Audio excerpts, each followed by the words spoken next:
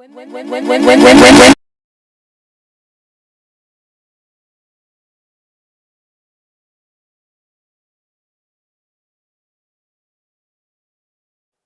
Some.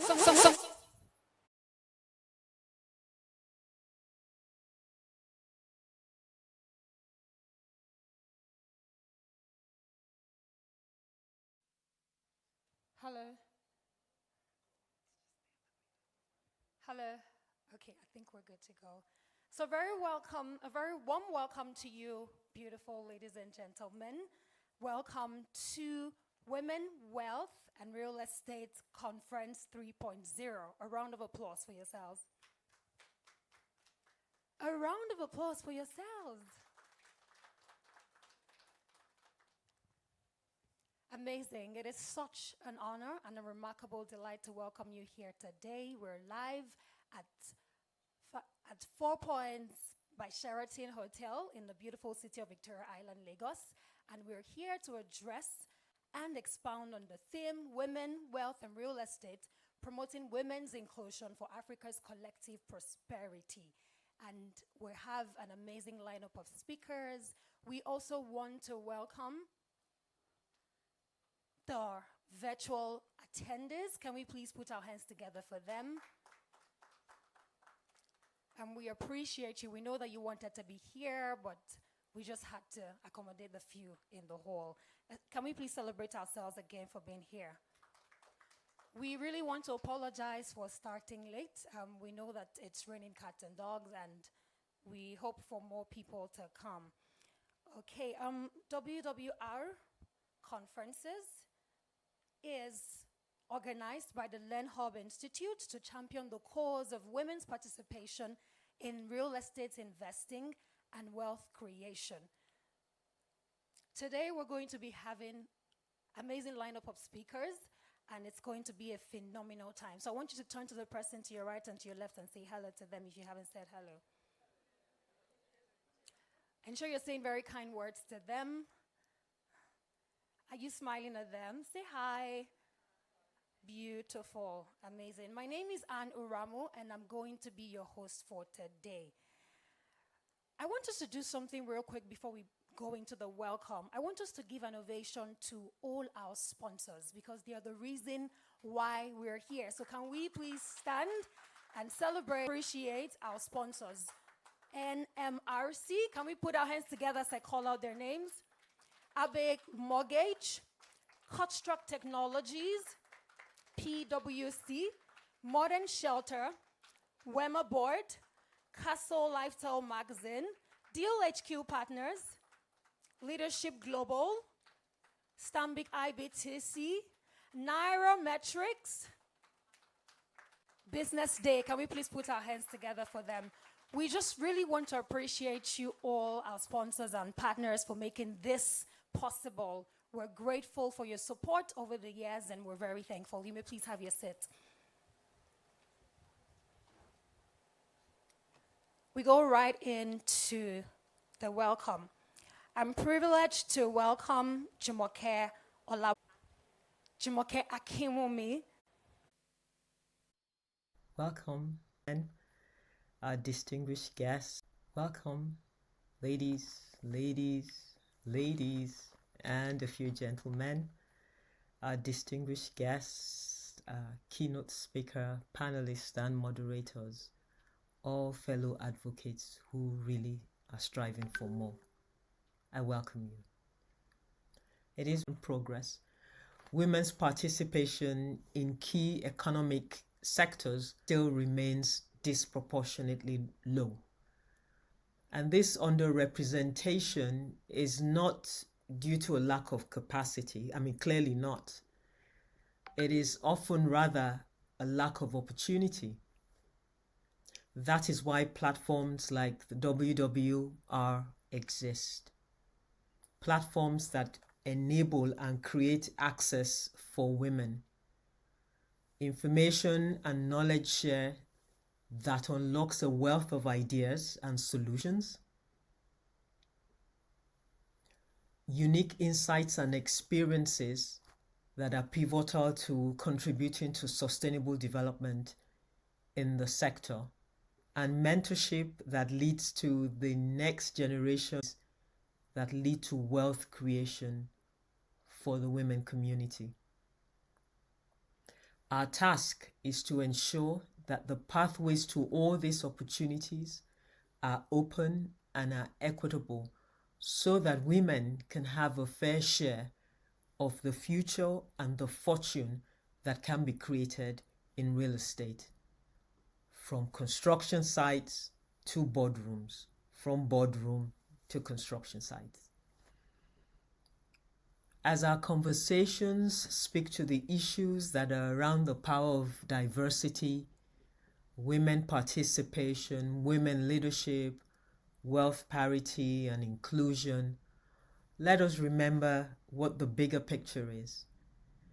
We are not sentimental and focused on the moral imperative, which, by the way, there's absolutely nothing wrong with being focused on that. For us, this is not a zero-sum game. Our objective is to ensure that there is a win-win for all of society. So I ask myself, what could a call to action sound like? Let me start with what it certainly cannot be. It cannot be about participating in a once-a-year meeting. I want to use this opportunity to urge all of us to reflect on our roles and responsibilities in promoting women's inclusion. Everyone has a role to play, and let us make the commitment to certain steps that will truly promote wealth building for women through real estate. Using our voices and our influences, using our resources to build a future where more women have the opportunity to participate and also profit from a sector that remains the store of 2/3 of global wealth. Take a note of that. I want to enjoin all of us to not leave this meeting empty. Let us make commitments, personal commitments, but also community commitments. Because if we expect to draw from somewhere, we should be also prepared to give back. I know that this is going to be an engaging and profitable meeting this morning / afternoon, and I want to wish you all well. I use this opportunity also to thank the board of WWR and the team for a job well done, and I wish you all a really successful and profitable deliberations. Thank you, and God bless you.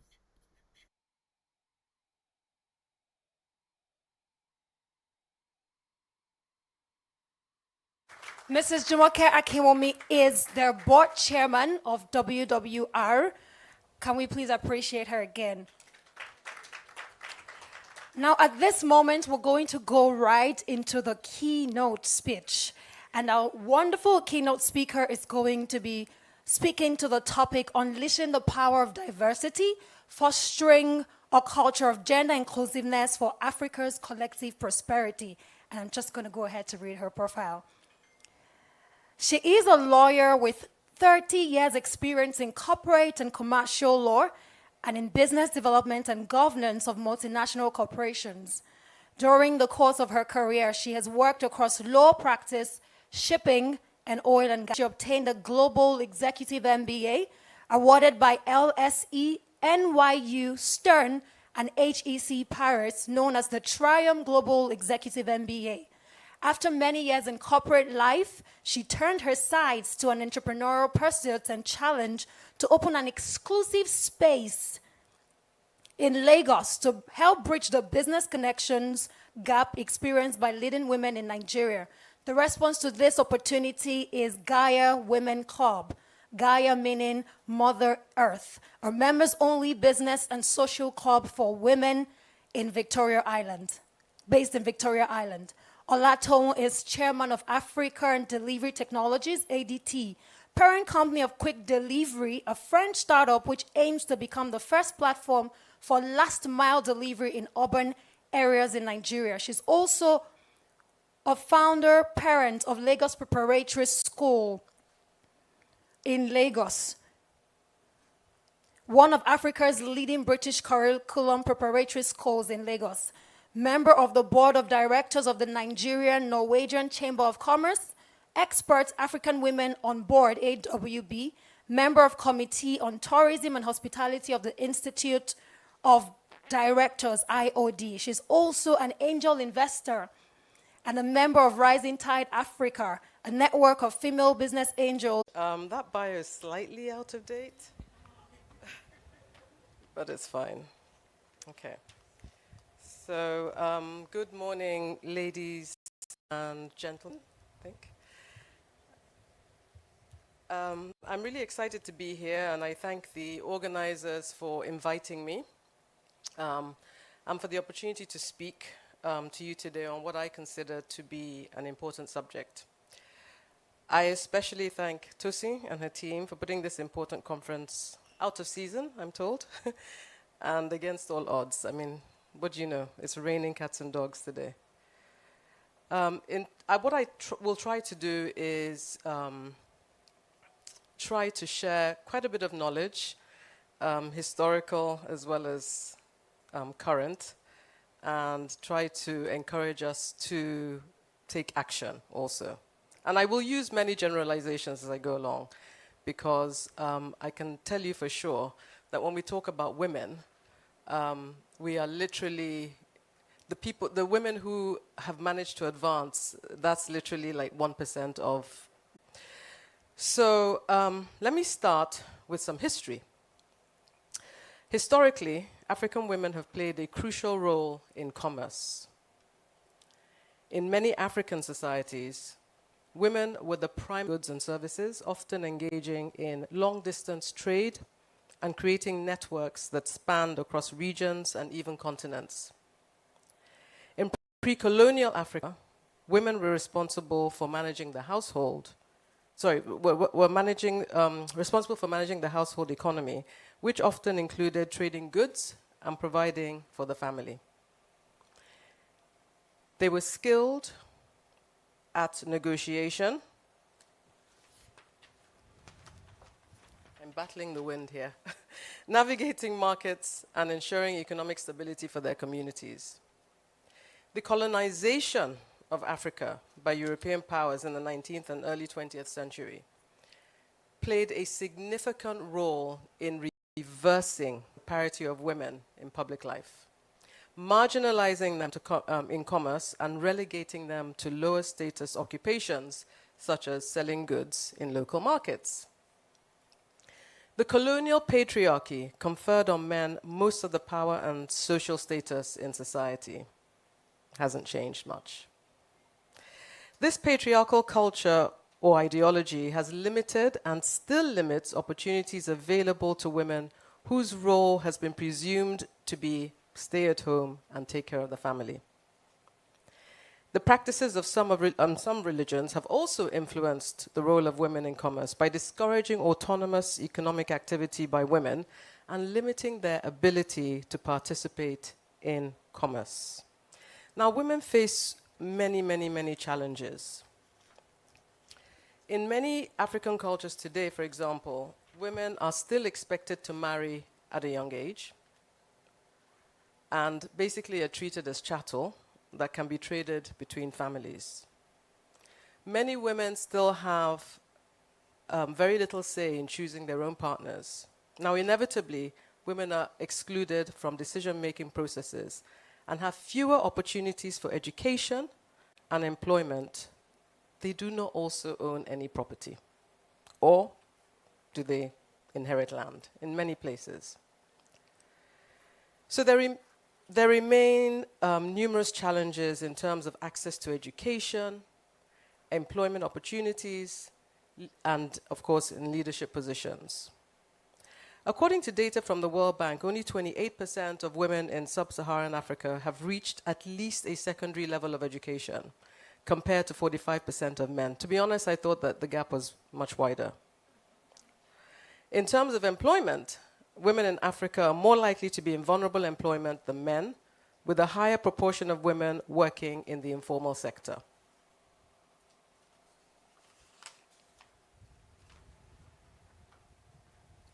Yet, withstanding the complex interplay of historical, cultural, and societal factors, African women have shown resilience and resourcefulness in navigating obstacles and carving out their own economic opportunities. To me, to be honest, so I was, trying to research, and I came across this thing. I'm like, what? In 2023?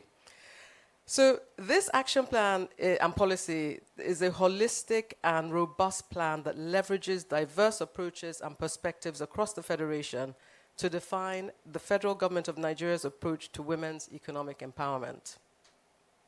The policy recognizes that for decades, women in Nigeria have lacked access to economic opportunity. Quantitative data and qualitative anecdotes reinforce this reality. It also recognizes that despite the tremendous progress made over the past years, Nigerian women still have much lower access to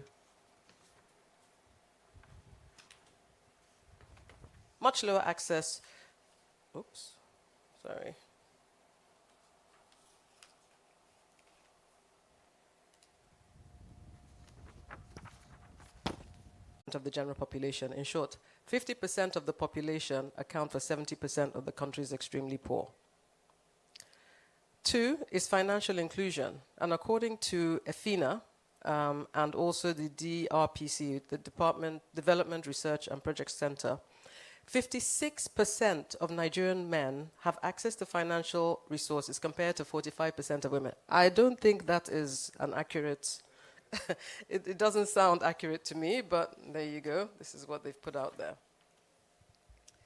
In terms of land ownership, and according to the Food and Agricultural Association, women account for 70 to 80% of agricultural labor and output in Nigeria, but only 10% of and this is despite the 45-year-old Land Use Act that apparently gives women equal rights to land ownership. So guess who's working for who? Guess who's toiling whose land? School completion. While 67% of boys in Nigeria will complete secondary school, between 25 and 53% of girls have the same opportunity, so depending on where they live. So this lack of cohesive women economic empowerment policy and action was identified as the federal government as one of the most glaring policy gaps in its efforts to empower women. Now, I'm hoping that the government today still has eyes on this policy and action plan. Despite initiating several multi-sectoral policies and plans targeting a wide range of issues, including women economic empowerment, Nigeria has never actually developed a standalone policy for women economic empowerment. And several studies have shown the need for this policy to serve as a blueprint for all women's oops, sorry. I've got all my papers wrong. Sorry, give me 1 second.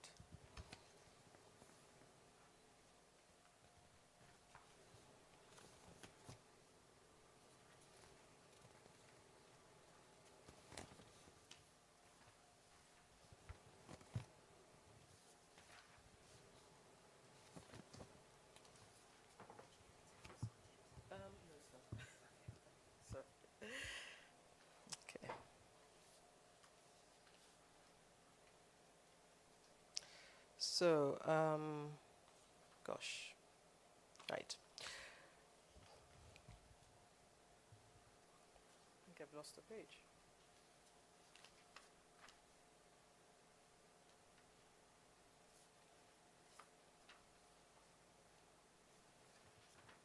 I do apologize. So the need for this policy to serve as a blueprint for economic interventions in diverse areas, including finance, entrepreneurship, climate change, agriculture, technology, and education, in order to chart a course for completely transitioning women from having limited economic power, voice, and a choice to having the skills, resources, and opportunities required to access to control and benefit from these economic activities. So how do we leverage the power of women? Well, studies have shown that increasing women's participation in the workforce leads to higher productivity and competitiveness, ultimately boosting economic growth. We hear this all the time, but we haven't really seen the needle move.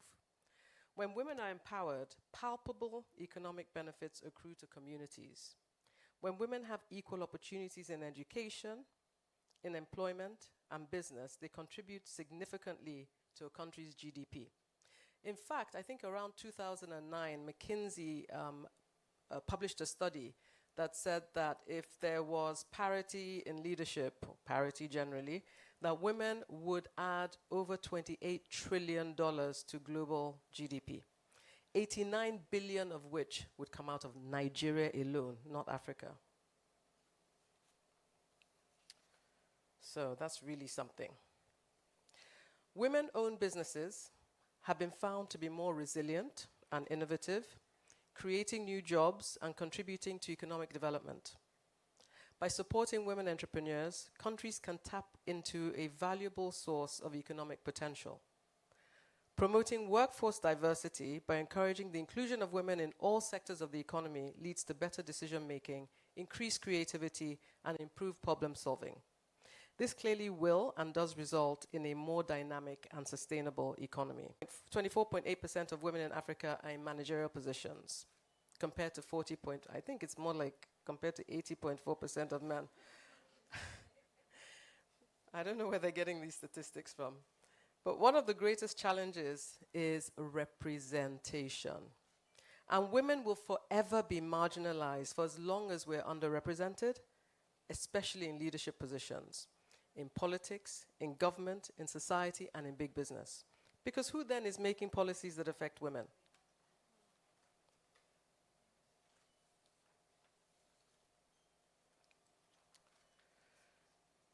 Okay, let's talk about property ownership for a moment.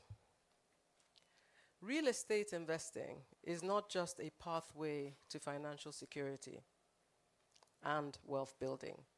It is I was asked to bring a bank guarantee, and it was my first foray into business, so of course I didn't have 3 years of financials. And so they said, okay, so pledge land or pledge a house or whatever, like, it was like normal. Fortuitously, I did have property to pledge, and that's the only way that I managed to secure that loan. So it does play a vital role. And of course, it's a risk because you pledge it and suppose you can't pay the money back, they zap your house. But at least you get the money. So, but history has played a significant role in shaping the way women approach property and land ownership. In many societies, as I mentioned earlier, women were traditionally excluded from owning property or land. Rights to property ownership were the preserve of men, and women were seen as dependents and therefore unable to own land or property. This deeply ingrained patriarchal system has had a lasting impact on women's ability to own and control property. Furthermore, in many societies, property and land were passed down from the father to the eldest son, which further reinforced the exclusion of women from property ownership. I think it's still happening today. Despite improvements in women's rights and property laws in many societies, Nigeria included, the legacy of historical discrimination and exclusion still lingers. Women face barriers such as lack of access to credit, limited inheritance rights, and cultural norms that discourage women from owning land. So in order to address these challenges, we actually, women and he for she's, must make a concerted effort to challenge and change these historical norms and practices. Whilst the existing framework ensures equal property rights for women, tradition still stands in the way, a lot. And so we must continue to fight to improve the statistics by improving financial literacy and access to credit for women, as well as continuously challenging societal norms and attitudes that perpetuate gender inequality, including in property ownership. And as Jumoke Akinwumi said, women also have to fight for women. So women in these positions really need to be able to create access to other women. Now, we have to also foster a culture of inclusiveness. And how can we do that? Well, I am a big fan of gender quotas, like it or not. I believe very strongly in legislation and in policy, including the implementation of gender quotas in leadership positions, in government, corporate boards, and other decision-making. Otherwise, we're just going to be going around. Provide, enhance maternity and paternity leave policies. It might help to break down the gender stereotypes and encourage a greater sharing of caregiving duties between partners. It sounds like a dream, right? But, you know, we have to get there. Education and awareness. We have to change mindsets in order to break down the gender stereotypes. Education is important, and education. Addressing systemic barriers and promoting diversity and equality will provide us with a more inclusive and just society for us all. And there are organizations that are successfully fostering inclusiveness, including Alethea Capital, that's co-founded by Jumoke Keumi and Tokumbo Ishmael, Aruwa Capital, Adesua Kumba Roods, and many others. These are gender lens funds that seek to empower women through investing in their businesses for growth. There's also Rising Tide Africa, which you heard of, that I'm part of. It's an angel network of women investors that is sector agnostic, so whatever sector you're in, and seeks viable women-led and women-founded businesses to invest in. There's the Africa Women's Development Fund, which is led by I think co-founded by Mrs. Fayemi, former First Lady of Ekiti State, which is a grant-making foundation that supports women's rights organizations across Africa, providing them with the resources and funding they need to empower women and advance gender equality on the continent.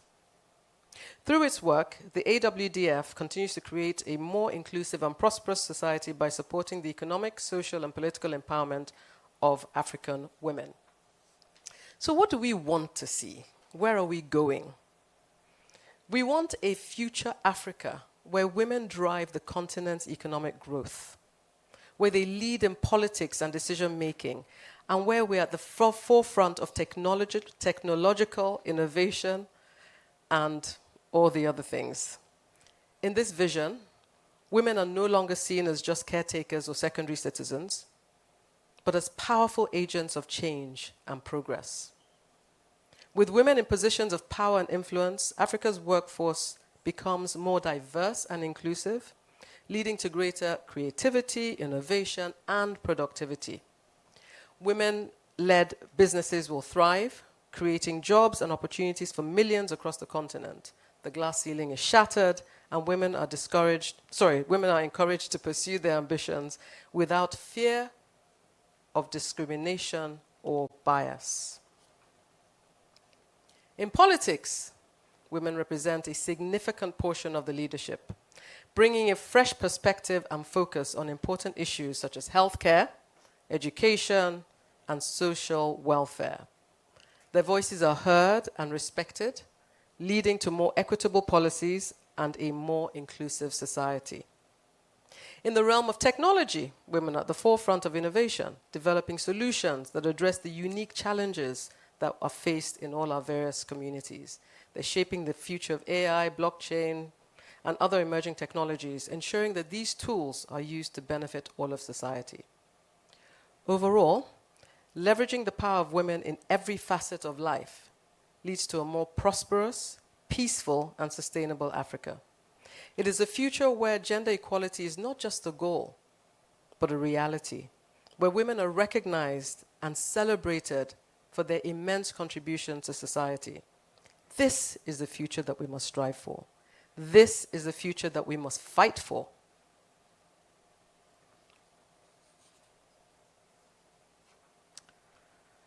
And with the power of women leading the way, we can actually make it a reality.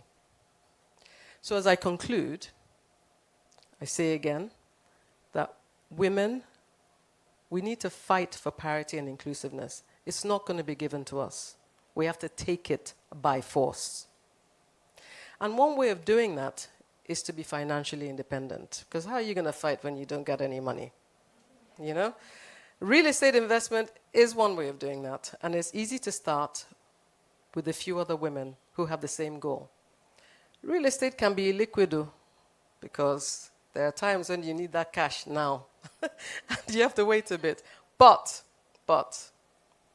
ultimately, and in the majority of cases, it's an asset that appreciates. I think I can't leave here without saying that you have to build your own cohesive networks. Your network really is your net worth. And we need people in order to prevail in any of life's contests. That's just a fact. So find your tribe. And find the tribe that's not shy about speaking about money. Because this is how we've been socialized. Women should not speak about money. We should be just bow our heads and fly away. Because really, money answereth all things. And money is not a dirty word. And I will just end by saying that when women achieve financial independence at scale, we can do anything. Thank you for listening.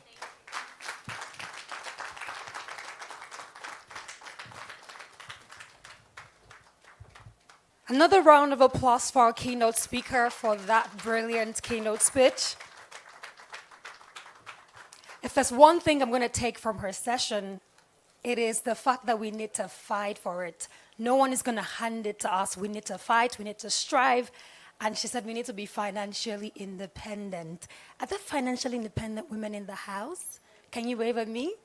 Amazing, but we need to do more. There's a whole lot of ground to cover, so we need to do more. Can we please celebrate her again?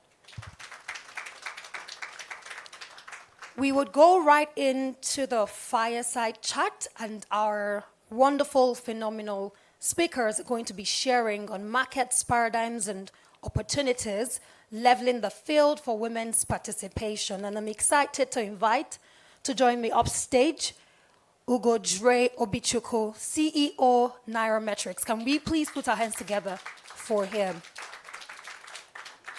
Also joining him upstage is Yetunde Odedokun. Can we please appreciate her? She's the Chief Investment Officer, Acting Executive Director, Swagco Limited. And we have Etta Madete Mukuba, who's going to be joining us virtually. She's the architect and member, Women in Real Estate. Can we please put our hands together for her? And I'm delighted to welcome here their moderator in the person of Adaku Chibuike Ochiwa, the senior partner, the Priceless Chamber.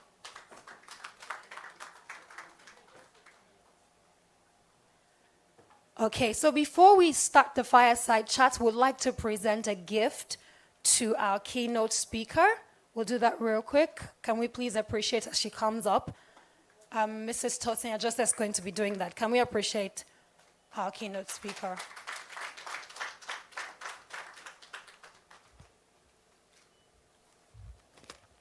In the course of the fireside chat, if you have questions, the ushers have a paper with them where you can put your questions, and we'll take them in the course of the session. Thank you. Again, can we appreciate with an ovation Mrs. Olatoun Kande Johnson?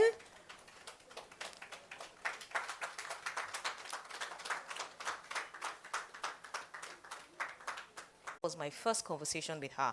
And one thing I learned from that conversation is that really and truly, you will find commonalities with people that are trying to do exactly the same thing if the motive is the same. So I'm really very excited that she's here.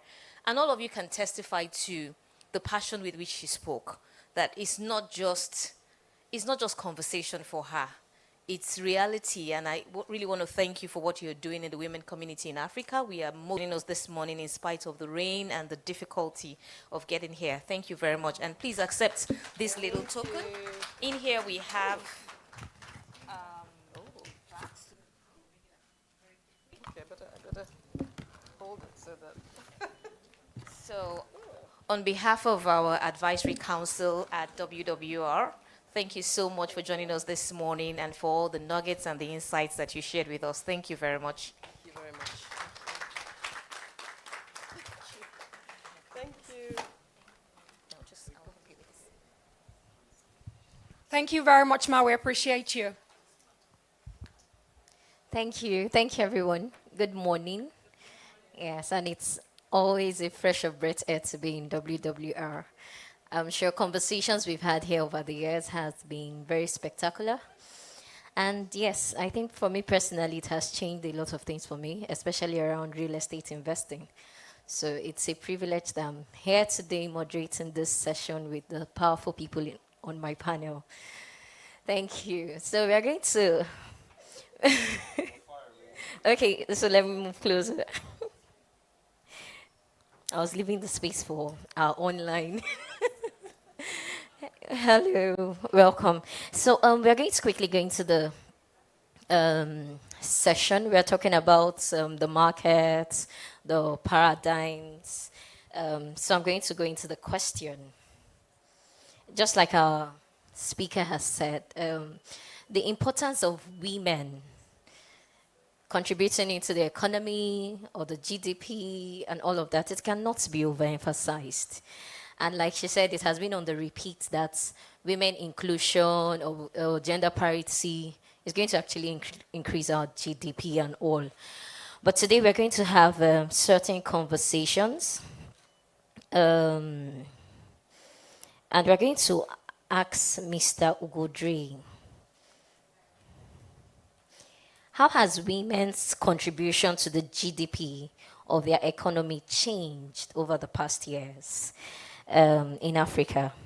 And what does the current market data suggest about the trends in women participation?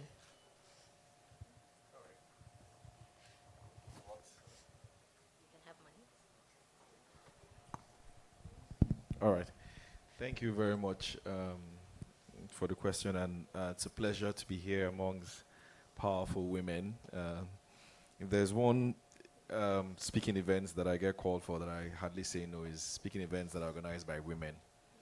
Because if I say no, then my wife will just kick me out of the house. So I can't even say no. So it's a pleasure to be here, and good job from the WWR team. I think the previous keynote speaker, Mrs. Johnson, did speak a lot to the data, but without trying to repeat some of the things she said.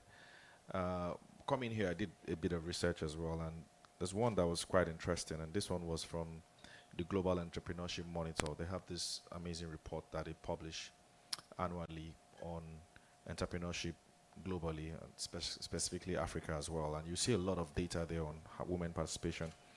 And here, they said the substantial involvement of women has resulted in contributing between $250 billion to $300 billion to Africa's economic growth.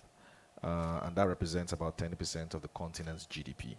Just to give you an idea of the size of the contribution of women. I don't know how they came up with that data, so don't ask me. And of course, they also said even in Nigeria as well, women account for about 41% of MSMEs contribution to GDP, which is quite huge, because if you take into cognizance that Nigeria's GDP, if you divide it into formal and informal sectors, the informal sector is almost 50% of Nigeria's GDP. That just shows you how much influence women have in terms of Nigeria's economic growth. If you even try to distill the composition of Nigeria's GDP, of course is the composition of all economic activities in the country from a value perspective. Nigeria's GDP is predominantly agricultural, services, and industrials. And then if you even break it down further, you see that the aspects of the economy that is the largest is usually crop production, trade, telecoms, are basically the largest, three of the largest subsectors we have in the economy. And in those subsectors, you see a lot of female participation as well. Maybe not a lot in agriculture, but you see a lot of female participation in telecommunications, and trade. Women are hugely participating in trade. In fact, anytime you see or you hear that Nigeria did not grow GDP-wise, or we experienced a recession or a dip in economic growth, if you look at that number, you would often see that trade GDP did not grow. So because the economy is predominantly dependent on trade. So that is why during the Buhari administration, when you had all that border closure and you had all those stifling of trade, the economy was not growing at all. And at the heart of this is women. Women are hugely, active when it comes to trade, particularly in the informal sector. So it's very difficult to downplay the impact of women economically, or in terms of contributing to Nigeria's GDP growth rate. Now, we've seen some giant strides over the last few years. We know that you would actively see women in the informal part of the economy, yeah. But the quest has been to have a lot more women participation in the formal sector of the economy, because that is where you have a lot more significant influence on the economy in general.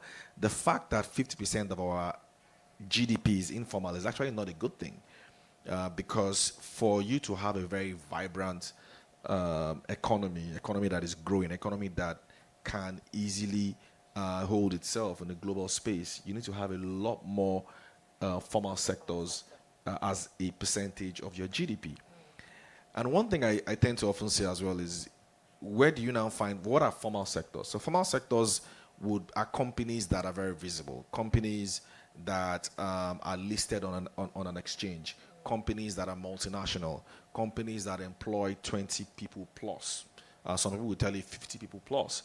Companies that have financial statement, audited accounts, companies that pay their taxes, companies that have corporate governance, companies that are limited liability companies, not by name, but by operation. So those are formal sectors. And when they are included in the formal sector of the economy, they have access to a lot of things. They have access to, I think, the previous speaker said it, access to finance, whether it's debt finance or whether it's even equity finance.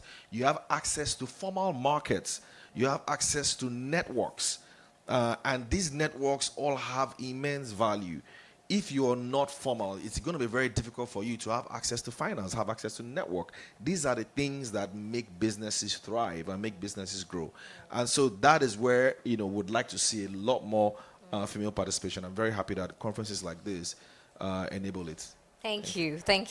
So I'm going to ride on that thought where you talked about women's participation in the informal sector and we having more women involved in the formal sector.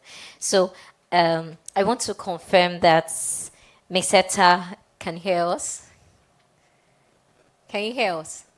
I can. Okay, so this question, thank you for joining us. So this question is going to be directed to you. So, flowing from what he has said, and even the statistics we heard from our keynote speaker, it shows that there has been considerable progress of women over the years in their participation in the economy. However, a recent study in Ethiopia found that despite the large intake of women into the labor force, very few end up in the C-suites, like what he just talked about, being involved in the formal sector. So in terms of leadership roles within the business sector, has there been significant representation of women in the African markets? And what has been the effect of this representation? Is there a way we can improve it and all? So that would be the question for you. It's not for me. I will not be welcome. And sort of like the steps they get to that position. The second is the barriers to stay. So once we get women in some of these sectors, and I'm mentioning some of the sectors that I'm familiar with, which is architecture, engineering, construction, and real estate, how can they stay there for long? I'll give an example in transitions in life. And that just say, okay, but I believe you can do all these things and still be a real estate mogul and still build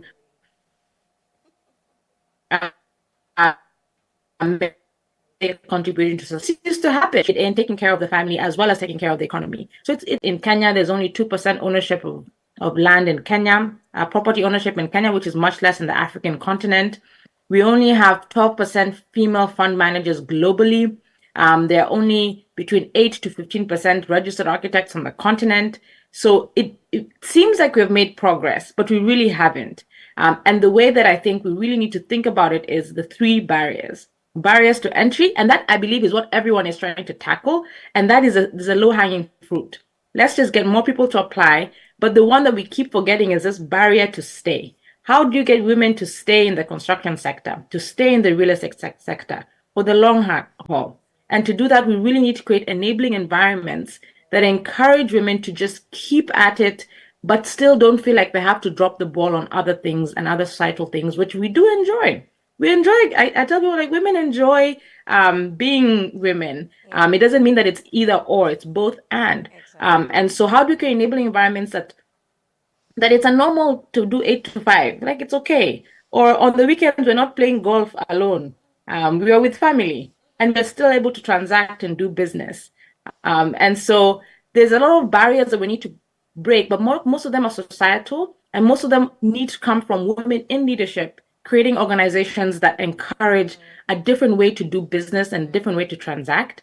As I said, I'm a real estate developer. I raise capital, I do fundraising, I'm an architect, and still I'm almost always the only woman in a room. And so the rooms that I'm creating with my company, we are literally more women than men. And so that's not an unintentional thing. It's basically saying it's possible. It's possible, but it has to be very intentional. It has to be top down, and more women in C-suite who are able to create enabling environments that enable women to stay in some of these careers long enough to be in leadership positions. And long enough is 10, 15, 20 years in a technical role, enough to be in a C-suite position and then bring that change on. Thank you. So that's my response there. Thank you so much. Thank you so much. We hear you. We hear you. There is a lot to pick from what you said. However, because of time, I'm going to quickly run into the next question. So I'm going to be asking Miss Yetunde as a Chief Investments Officer. So in growing wealth and financial stability, how has the attitude of women been in investment over the years, and has it changed? How has the attitude of women investing over the decades changed? And has there been significant changes in this investments, in their investment as they get more involved in the economy and all that? So it's one thing to grow the GDP; it's another thing to invest.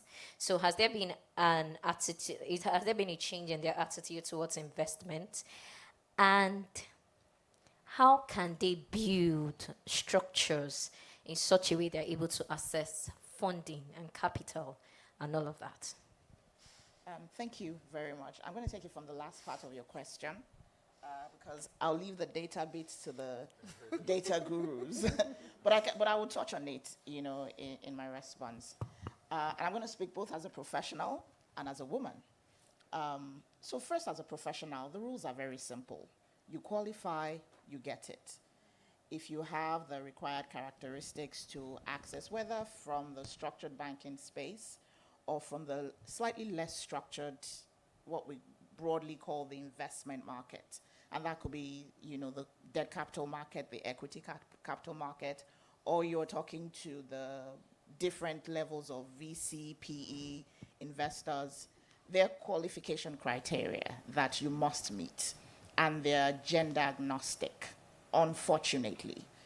As much as I am a supporter of gender parity, I also, especially from the vantage point of investments, I do not see how quota systems will support women in getting access to some of the capital that men have easier access to, because the rules are very simple. I want to put my money in something. I want to get my money back, first of all. And then I want something for giving you my money. It's called risk pricing. It's very simple. So if we cannot play by the rules, we will not stay in the kitchen. It's that simple. Now, let me speak as a woman. No, it's true, because we need to make these conversations very practical. so that we can leave this place with, okay, I'm going to add this additional bit to what I've been doing, or I'm going to start doing this. The tide against women getting to the point of qualifying easily for this structured standard terms is very high. And I think beyond us getting allies to support us in meeting those criteria, we must want to meet the criteria. There are two baskets of women in this conversation. There is the 1% that is trying to move against the tide, and there is the 99% that for many reasons, some of which are not within their power, are unable to try to meet the tide. But as a woman in business, the first thing you must be very clear on is, what is my objective for creating enterprise? Am I doing this? And I don't think there's any wrong or right answer to it.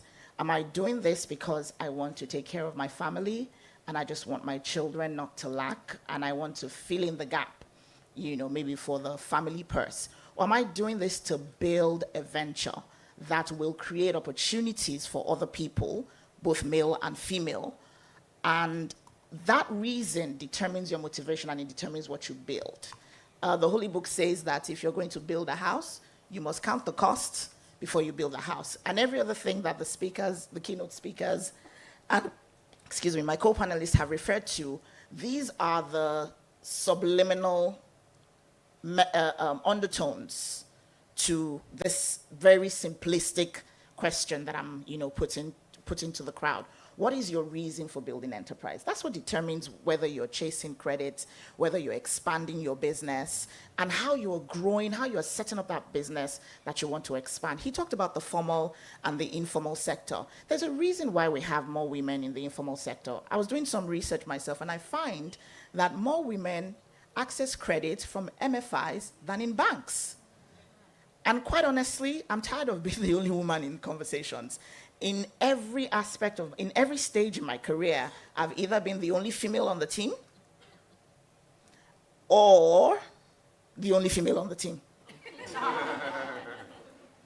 And to access credit, you need to build a viable business. You need to build a sustainable value-creating vehicle, period. How you do that as a woman is you factoring in the peculiarities of your existence in a space that was built by men for men. I find very instructive what she said about her company being more women. I can give you the flip side of it. I am currently on a study where I intentionally, as project manager, made sure that aside myself, we had an equal distribution of men and women. And I have had to have 3 different conversations with the other women on the team on not hearing their voices in the last 5 days. So if women want to get access to things that it appears men are given easily, then let us behave like we want to. Let us make the right preparations. You want to expand your business. Do you understand the basics of your products? Do you know how to communicate the vision for your business? Can you speak to anyone, not even an investor, on the objective of your immediate, midterm, long-term strategy? These are the important things that we need to bear in mind when we're building enterprises. Because there are more odds against you than there are in your favor. And then another thing, speaking specifically to real estate, and also, connecting it to what he said about the informal sector. It's okay for women to thrive more in the informal sector because formal sector may not be conducive for the realities that we have to deal with. We're daughters, we're wives, we're mothers, we're dealing with socioeconomic realities. Sorry? No, it's Okay. everything. We're dealing with socioeconomic realities that may not make it possible for us to show up for that meeting at 9 p.m. like men can. I crack a joke with my male colleagues. I said, everybody needs a wife. I need a wife. Like, I need someone that I can call and say, okay, I'm coming home late today, please. Are the kids in bed? can you keep my dinner in the food warmer? I won't wake you up when I get home. Because those are the things that women are thinking about when they're in board meetings, when they can pick the kid from school, even when they're in client meetings, running their own business. So it's okay for us to thrive in the formal sector, but we need to in the informal sector, we need to formalize that informal sector. Good. Because you still need to provide the same qualifications. Exactly. So let us stay with the MFIs, if those are the people that will listen to us, that will, if those are the places where the rules are a bit more nuanced to our realities. But while we're there, so it's not about, 28% of women have qualified accounts from the data. I don't know how accurate it is in the formal banking sector to have access to credit, as against, I think, is it 40-something% for men? For men, yeah. You know, and we're talking about, but in the same CBN that is trying to push for financial inclusion, I used to be in the banking sector. The rules they give us do not promote financial inclusion. And the reason why we have those rules is because we have to protect other people's money that we're giving to other people. So these are the realities. The rules will not bend. Let's perish that part of the conversation. But the women need to recreate the model that we work with. So let's stay with the MFI. Thank you. But let's structure our business. Thank you so much. If I didn't take anything away from the conversation, it's let's structure the informal sector. Because when they were speaking and when she was speaking, one question kept bothering me. I said, will these barriers ever change? Rather, do we look for a way to walk around those barriers? So we are wrapping up. We have someone from the audience that would like to say something quickly in 1 minute, ma'am. Thank you. Thank you for that. My name is Bolani Adekoya, and I wanted to say this because I think sometimes we don't stress it enough. So I'm going to push back on what you said. I agree with everything you said, but I'm going to push back. One of the things that women sometimes don't always get the opportunity of is education outside of formal education. So a lot of times men in social gatherings, things that they got, the type of relationships that they have, the communities that they're able to do, because a lot of times women are focused, are busy with family, doing other things that take their free time, whilst the men are being groomed in different ways to do things. It's one of the reasons, and it builds resilience, it builds confidence and everything. So one of the things I always say to those of you in the investment banking, the formal sector, that one of the things you can do is create those forums for the women and educate them and help them in that sense. It's something I always say, look, and the one thing about women, I always say, women are builders. Once you show a woman the way, I can assure you she will take 12 others with her, especially in the informal sector. So the way you can formalize the informal sector is to do that, because they will tell, even in the marketplace, when they set up their shops and everything, a lot of times they have templates. If there's no jealousy or anything going on, they have templates of how they support each other. And they have someone that say, you go to that person for this, you go to that, and we can do that. So that's one thing I wanted to say, that in all these things that we say, one of the things which is one of the reasons I like places like a Gaia and some other clubs and everything that create these things, IWOW, all these things, because that is where we come together and we make use of our strength in that sense. Thank you. Thank you for that comment. I don't even take it as a pushback. It's an add-on, really, because it is the truth. And thank you for bringing it up. Women, we need to be more intentional about how we create our support systems. I have more conversation with my female friends on where to get the biggest discounts than I have on career. And I am in the formal sector. It's a conditioning thing that we have been groomed to behave, to present that way. But that has to change. And I'm saying that, this is a reminder to me personally. I had a conversation with a group of ladies recently about pulling funds together to start a real estate investment. It's not a structured fund. It's just something that we want to pull together. But we need to be more intentional about those kind of things. Because when we do that, little drops of water. The men that created the workforce that we know today did not start overnight. So we need to keep doing it. But in doing it, we need to take responsibility for what we're doing. Yes, we should leave the door open, but we need to make sure that there are more people that are willing and able to walk in through the door. Thank you so much. I'm sure we have picked one or two things from this.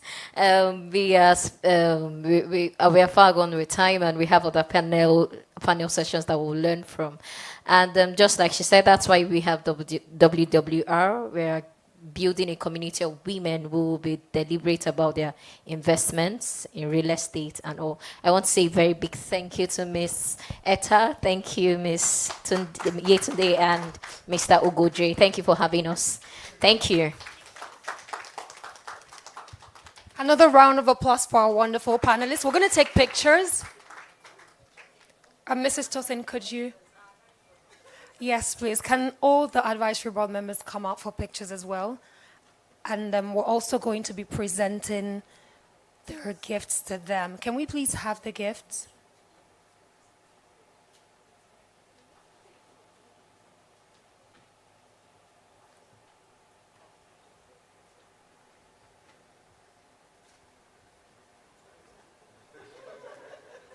Another round of applause for them.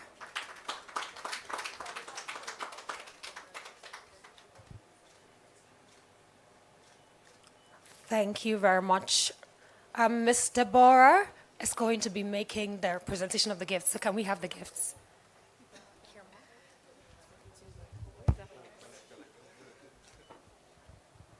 Thank you very much for a very, very insightful discussion. That's for you. Thank you very much.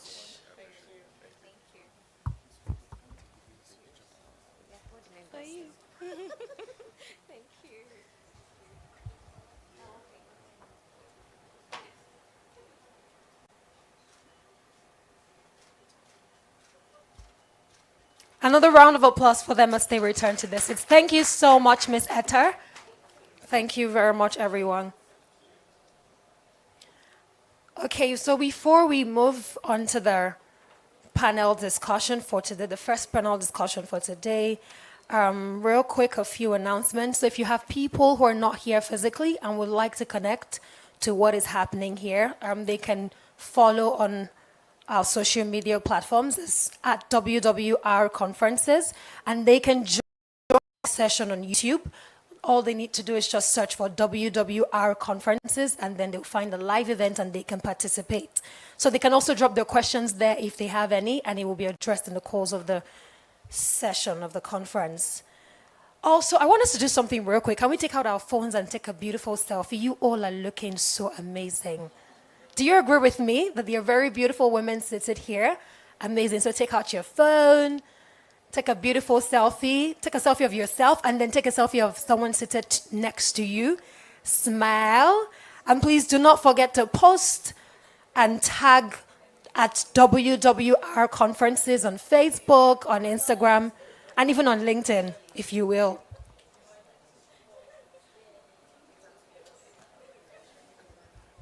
Okay, so we're going to watch real quick an ad from one of our sponsors. Again, I want us to, while we do that, let me just give us some time to do that. How come no one is taking a selfie with me? Really? Am I not beautiful? Okay. You owe me a selfie at the end of the event. Thank you. All right, then can we please put our hands together for ourselves? You all have been amazing. Put your hands together for yourselves, beautiful women and amazing men seated in the hall. Okay, so we're going to watch a quick ad from one of our sponsors. Again, we want to appreciate all of our sponsors for their kindness, for making this a reality. We had some challenges, but they showed up. They came through for us, and we're grateful. Please, a round of applause for our sponsors and our partners. Okay, so let's just have the ad right now.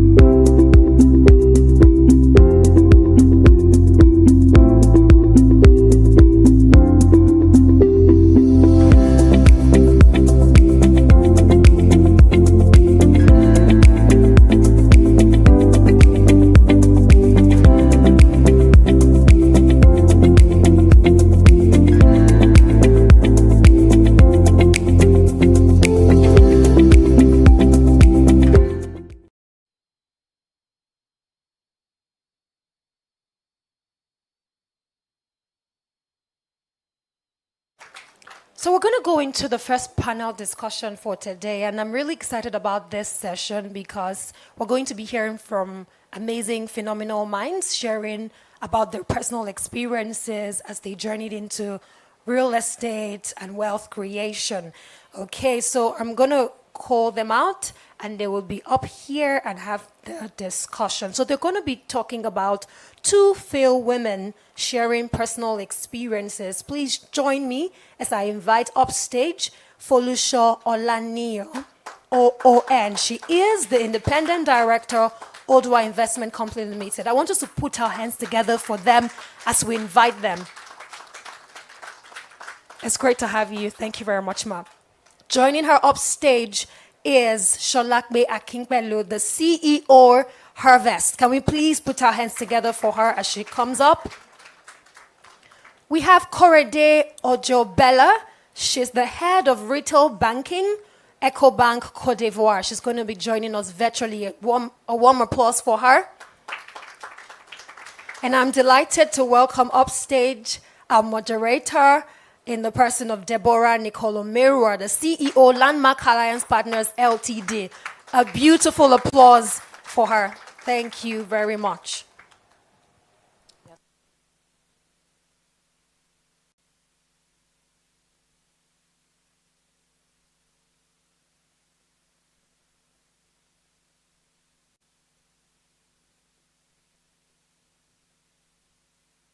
Hello.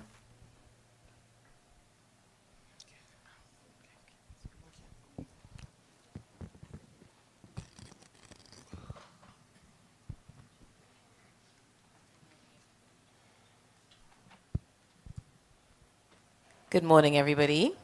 Thank you very much for joining us. I should sit here, but I'll block the lady. Okay. I will come closer. Is this okay? Okay.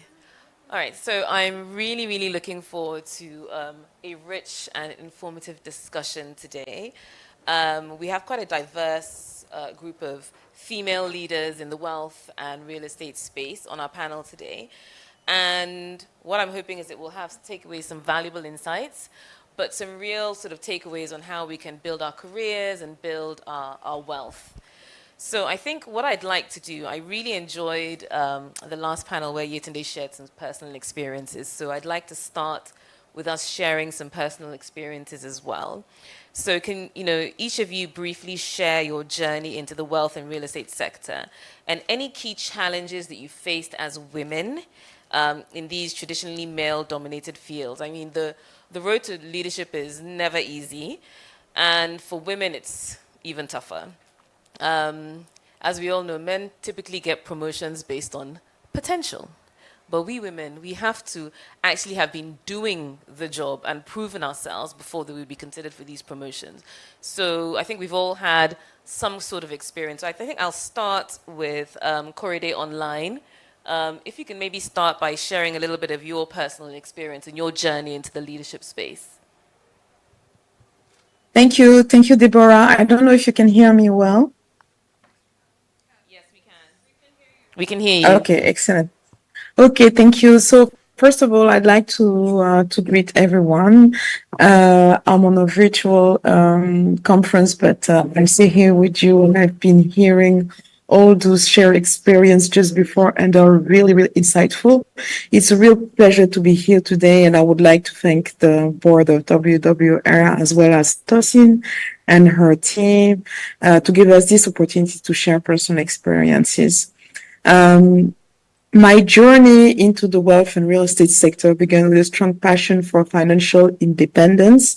That's something that was just discussed just on the panel and the keynotes before, and a commitment to my clients as well as community development. And when I mean community development, it's women in business, etc. I started more than 20 years ago as a marketer, then a business developer, and I quickly realized that money is very important, and also that there is a significant impact on financial education, financial planification, financial literacy, as well as real estate investment as part of wealth. And that can have a real impact on personal and community wealth. I'd like to add also that my husband has also been very inspiring because, as you know, we women usually we invest in non-tangible assets. And my husband was always like, we have to invest in real estate, and we have to focus on what we want to build together for wealth, but also for our future generations. We have to leave something for our future generations. Some key challenges that I faced, including some overcoming gender biases. And it's not only in the financial sector, the finance sector, it's in every sector. Either you're too young, you're a woman, you're black, etc., etc. And in meetings and negotiation, you have to prove that you have the expertise and that you can be underestimated. So something else that was very important, and that's something that I really fight for today, is the lack of female mentors. I'm not that young. I've been working for more than 20 years, and I can tell you that when I was starting my first job 25 or 27 years ago, I didn't have that many female mentors as we can have today in the field. And this is really essential to seek guidance in any networks and to build networks. I've been lucky to have some very, very good female mentors around 2004, 2010. And it's changed really my path on my career. So mentoring, coaching, women empowerment are very important if we want to build wealth, if we want to build a career, and if we want to build projects. Well, entering the finance sector was driven also by this way to, the desire to create tangible value and to contribute to financial inclusion, especially in our continent in Africa, financial literacy, as well as urban development, which is one of our main topic today. So my biggest challenge was, how do I establish credibility in a male-dominated industry, when my decisions were frequently second-guessed? However, I'd like to share something with you. The choice of the company you work on is very important. As you know, I'm a head of retail banking at Ecobank Côte d'Ivoire, and at Ecobank, I really have a great experience as a woman executive.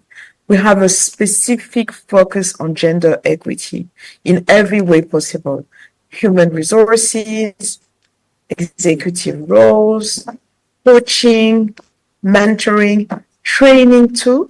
I'm not a banker per se, but I've been trained to be a banker through different certificates. And this was because I wanted to do it. One of the panelists and keynote speaker before said that there's a lot of things that we have around us. There's a lot of possibility today with internet, with certification, with training, and through the company you're working on or through the network you're on. When I can, I just go and learn.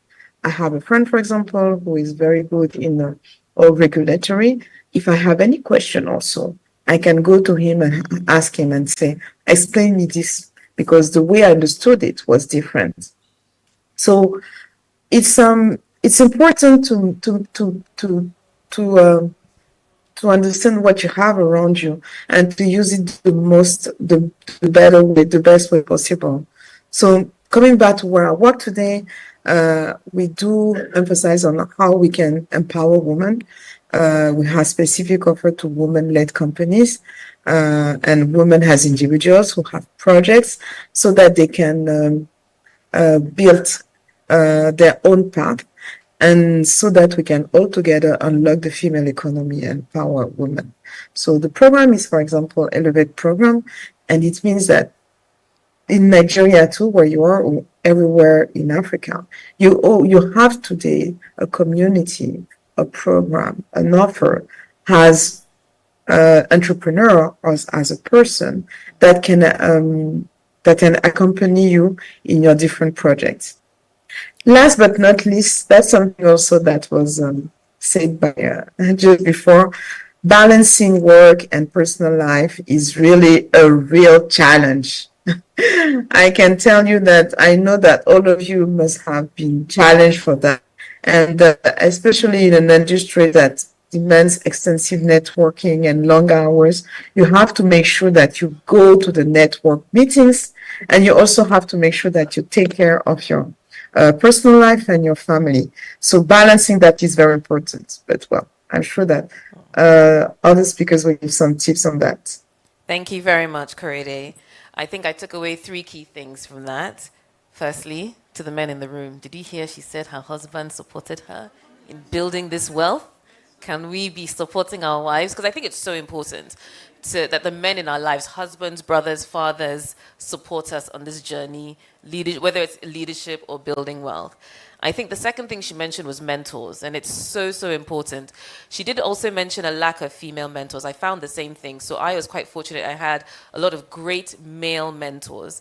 And I actually think male mentors are fantastic because they take away the emotion. The time we considered, oh, it's, just up there, it's boring, but it's really important. So I think we should all give ourselves a round of applause if you indulge me. All right, thank you so much. Just to give some background about myself and my journey into, finance and wealth. My background actually is in marketing communications, interestingly. 2 degrees in communications, and I do enjoy it greatly. And my last role before, starting Harvest was as head of marketing at an investment conglomerate called Meristem here, headquartered here in Lagos. Beautiful, amazing place. And I was really enjoying my job. And 5 years, on that role, because my job had to do with a lot of research, because I crossed from the agency side, as we call it in advertising too. So on the agency side, I had done a lot of work with financial institutions. So back to the research point, every time, we had to do some research, either desk, or extensive research, especially about the audiences of, financial services. There was a constant, fact, and it was the fact that a lot of women were not consuming financial services as much as they should. Even the basic banking, women were still lagging behind. And, so that made me really, really curious and wondering what's going on. If you look at the marketplace, I'm talking about the real marketplace. Who drives trade? Who drives commerce? It's women. They are the yalogers. They are the, people say businesswoman. You hear more of businesswoman than even a businessman, right? And then when it comes to, actually, because women are involved in creating wealth, trade, commerce. But then I think it would be in, the biases, and they are layered. I think, some of the speakers had mentioned about that, because I always say that, 0%, 100% of nothing is nothing. A woman without means, like absolutely nothing, cannot even create wealth. How much more think about growing it or transferring with it. And this happens a lot, particularly with, women in career, the biases that keeps a lot of women at the entry level and then moving upwards, like Korede had said, juggling family and all of that. So at times we ask ourselves, and we've had people genuinely ask this, even investors, they say, are you sure about this? But women are broke.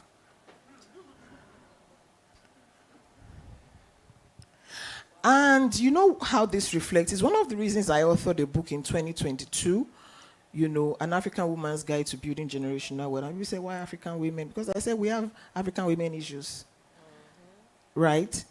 So it's a global challenge, but it's stronger here. The biases are there, and it keeps women. And truly, when we compare our numbers, how liquid, a lot of men are, and how they can save, how they can invest. The difference is like day and night. And that's why, we actually need to, have these conversations. Thank you.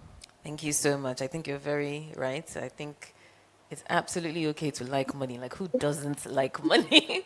And then the biases. And I think sometimes the biases are not necessarily always from the men.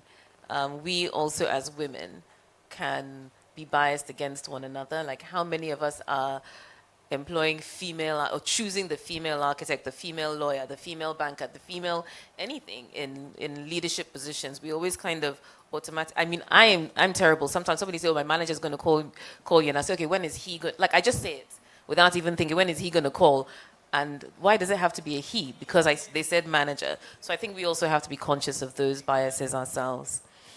Okay, so our last panelist, but definitely not the least, Felicia, if you can also share with us your journey and some of the challenges you faced on this journey at Odoa Capital. Okay. Well, I'm going to approach this from a different angle. Excellent. Because I don't work in real estate, but the company where I sit on the board has a real estate subsidiary. The angle I want to come from is that of agriculture, because I started my career 36 years ago in a food processing company, and I actually stayed in food processing for about 32 years. I'm still in food processing. I chair a food processing company in Oyose Sultry. It's the first company in Africa to produce sorbitol from cassava. And we were actually financed, our expansion was financed by Alithea. That's the Women Fund. So the angle I'm coming from is, one, owning land. Because, you know, all the years I've been in food processing, there's a connection with the farm. It's farm to table. And realize that most of the time when you visit those farms, the women are the ones planting and harvesting, but they don't own the land. They do the marketing and distribution, and the returns go to their husband who owns the land. This has been the traditional patriarchal way of doing things. But over the years, this has evolved, and the lesson I learned from this is that don't despise humble beginnings. During the early years, when I started interacting with the farmers, I got some plots of land myself to, you know, start a garden. And that area was not in hot demand at that time. It was a neglected area, and but I had the plots of land there that, you know, I got it for like next to nothing, about 10 plots. Going forward, 12 years after I got those plots, a processing plant wanted to start a factory in Lagos along this Ekpe axis, and they were gathering plots of land. They wanted plots of land together to have like a plantation.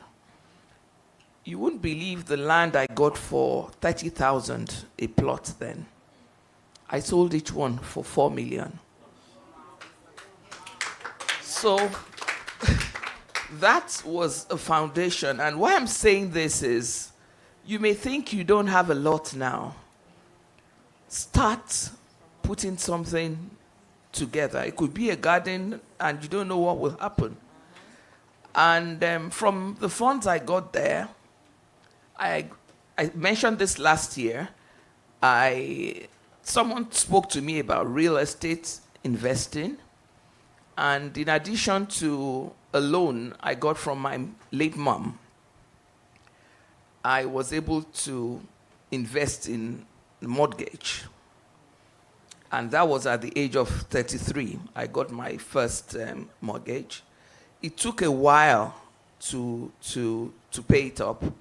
But I'm saying this because, you see, as a woman, I would define wealth as a combination of financial stability, personal fulfillment, and you know, the freedom to pursue your passion. And one thing that has helped me to be that woman is investment in real estate.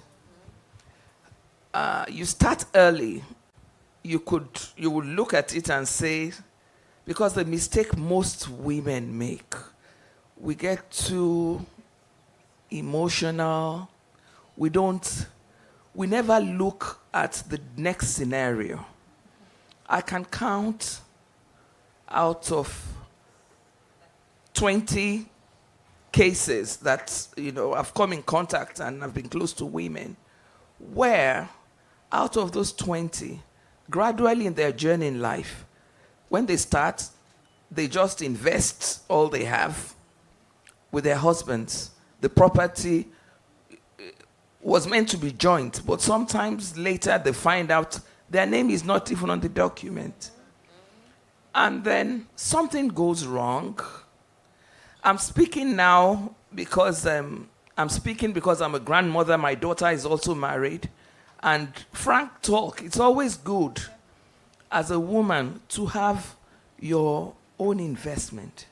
Because if anything goes wrong, women never think anything will go wrong. And there's so many things that will go wrong. And real estate could actually be what would save you. When there's a problem, maybe a spouse just passes on. You may not know it, but traditionally the first thing is that the family want to come and take over the property or ask you that, where are the documents? And you can imagine what that would mean. Some women get thrown out. If they're not thrown out, they are harassed. And then it affects their mental health. That's one. Maybe that's the extreme. But I've also realized over time that post 50, a lot of women, without planning for it, go through great divorce. And great divorces, you become, maybe some men just don't find them as attractive as they used to be when they were much younger. And then they're stuck. Some of them stay and face their abuse because they don't have a property to move into. When they were much younger, they probably didn't invest. And they are just stuck. And you see a lot of women who can't express themselves because they are living under tight rules. That sense of being who you want to be in life, they don't feel it. They can't talk. Don't get me wrong that, you have property and then you are not submissive. But for your peace of mind and for your dignity, I believe if your parents send you to school, you have a career, it's always good to build your wealth and have your own cash pad to have your property. It may not be a house, it could be plots of land, it could be shares. And then something that is new, ladies come together now to own property. Yes. So you can own the property with a friend and then you share the rent. But at least you look forward to something.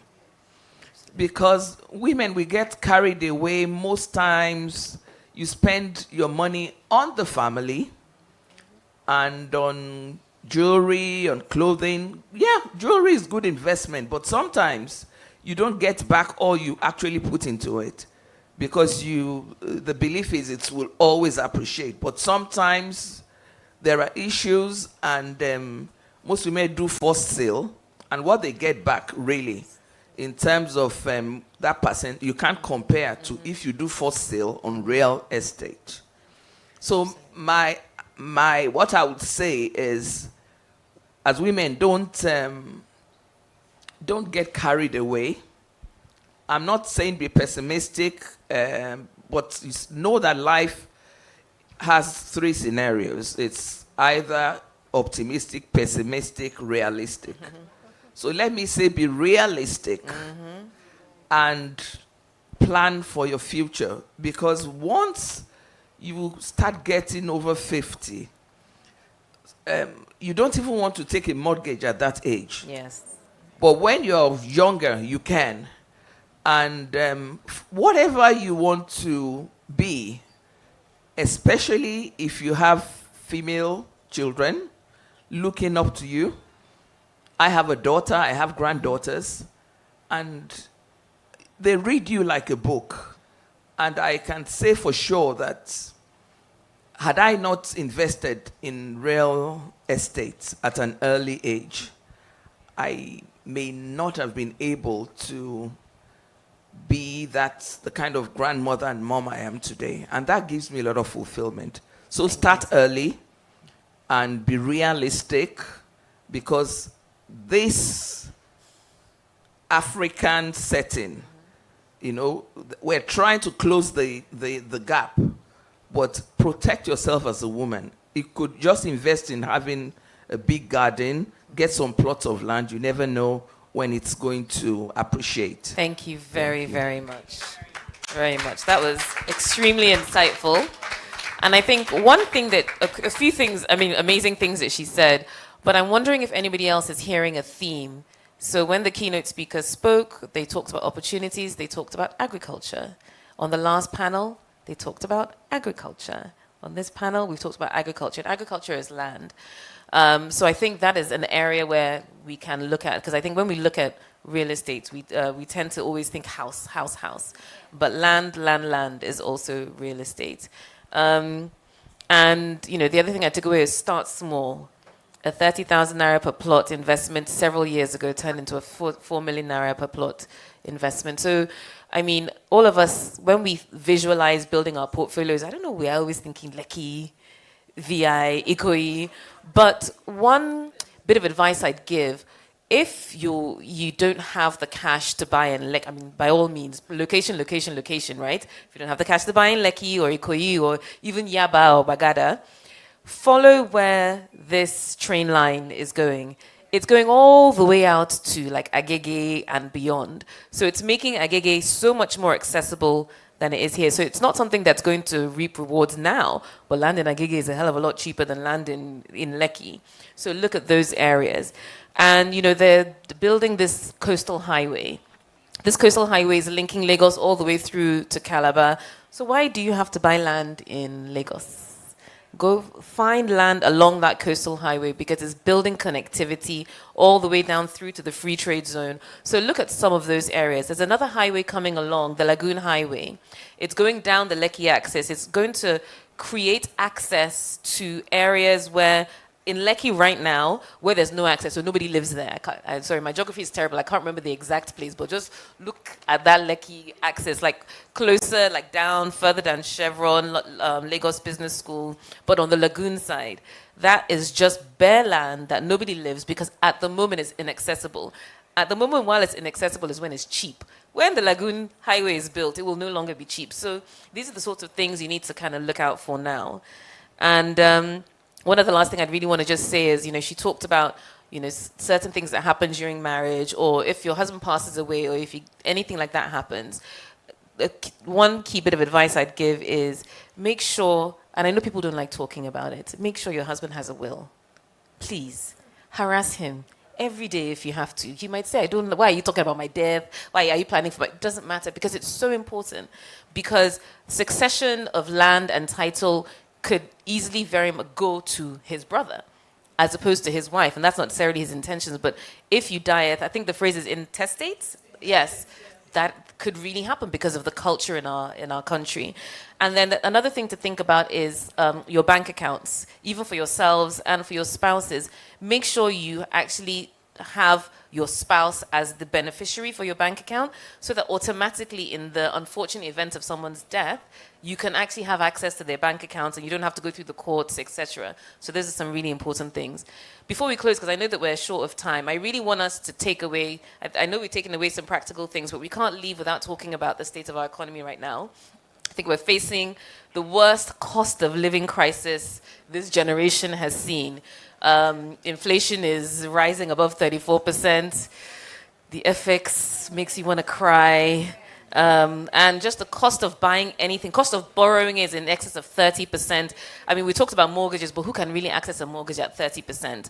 So what I'd really like to hear from our panelists, maybe one or two things very quickly, and maybe pieces of advice that we can give to people. How can you build your wealth? How can you invest in real estate in times like this? Or if you're already invested in real estate and you're struggling, what pieces of advice can we give to people in those situations? So I'll start with Korede, who we have online. If you can just give us, just volunteer very quick because we're running short of time. Okay, so what I would talk about will be in two different ways. The first, it's true that in times of economic uncertainty, it's crucial to focus on long-term goals and remain adaptable. So for women, if you start real estate or if you start investing and building your wealth, I have 4 steps, okay? First, you have to plan. You have to plan your revenues, your projects, your needs, everything. You have to plan it. Second, you have to start. You have to start even with something very small. You have to start small and build your wealth up. So you have to start. How do you start? Mortgage, shares, investment. 2 rules: diversification, and also look for the experts. Go to your bank, ask for the experts. In EcoBank, we have financial planning experts, we have wealth management experts. Third, you have to learn. You have to learn. You have to go and train and learn what type of loans should I take. Should I invest, take a mortgage to invest, or a mortgage for my retiring, or housing for my future generations, etc. So you have to learn also, because even you have experts, you have also to have your own idea, because you are the one who knows the project. 4, you have to prepare the future generation. We don't talk enough in our family about money and finance and wealth building. You have to empower your daughters as well as your sons. I really like the idea of the grandmother who is already empowering her daughter and her grandchildren about what can happen in life. So develop the financial literacy as a mom of your kids.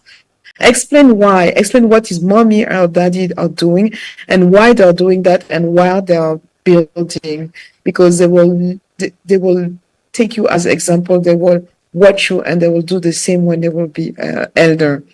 For example, what I do for Christmas, you can give instead of giving only non-tangible assets for Christmas, you can give portfolio, company shares, a piece of land, etc., to teenagers or elder kids. So that was first, if you want to start. If you already have investors, this is the second thing. It's important to review and optimize your portfolio. Look for opportunities. Okay, it's not the case today, but sometimes, and it happens to me, I want to renegotiate it, to refinance at better rates because it was a good opportunity at the time in Europe. So reconsider how you can restructure your investments. Focus on properties with higher yield. You were talking about the highway. When there is a highway, it means that there is a connection. It means that there is something to build in terms of wealth for the future. Buy there because you know that in 10 years, all the lands there will be valuable. So these are my key takeaways. I hope I was not too long, Deborah. No, thank you very, very much. Okay, and we'll over to you, Shalakwe, for your 2 little bits of advice. Okay, it's stating the obvious is saying that it's really challenging this period. And what that does for people and the economy is that things are bleak. You don't even know where to start from. There's this land helplessness, and then you're wondering, what happens from here. Few things I'll recommend from operator's perspective and then, consumer perspective. And in some cases, that role is dualized because we're operators too, and then you're investing in real estate as well. For operators, I think this is the time to do a lot of, create a lot of awareness, around wealth creation, real estate, and particularly for the gender economy, how can we wear a gender lens while designing products? I mean, if we're narrowing it to real estate now. A particular product that I've seen, which has great potentials but is heavily underwhelmed, is the Real Estate Investment Trust REITs, which is low entry. That is, it's, simulating, stocks, is simulating a fund, but in real estate this time. How many of us know about REITs in the first place, and how many of us can say that we've invested in REITs? So how can we have established that, okay, a lot of women will say, I don't even have, you might think, oh, even this land in Agege, someone wants you to drop 10 million for them, and you don't even have a fraction or 10% of that, and you still want to participate in real estate. But if I know that with 20,000, with 50,000, I can own, things start from where you are.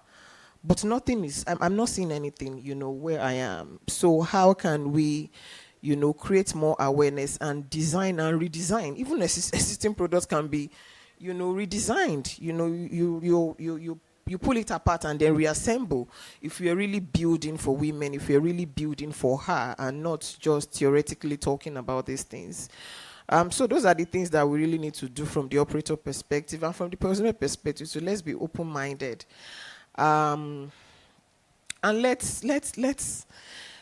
let's be bubbly and dream so big, right?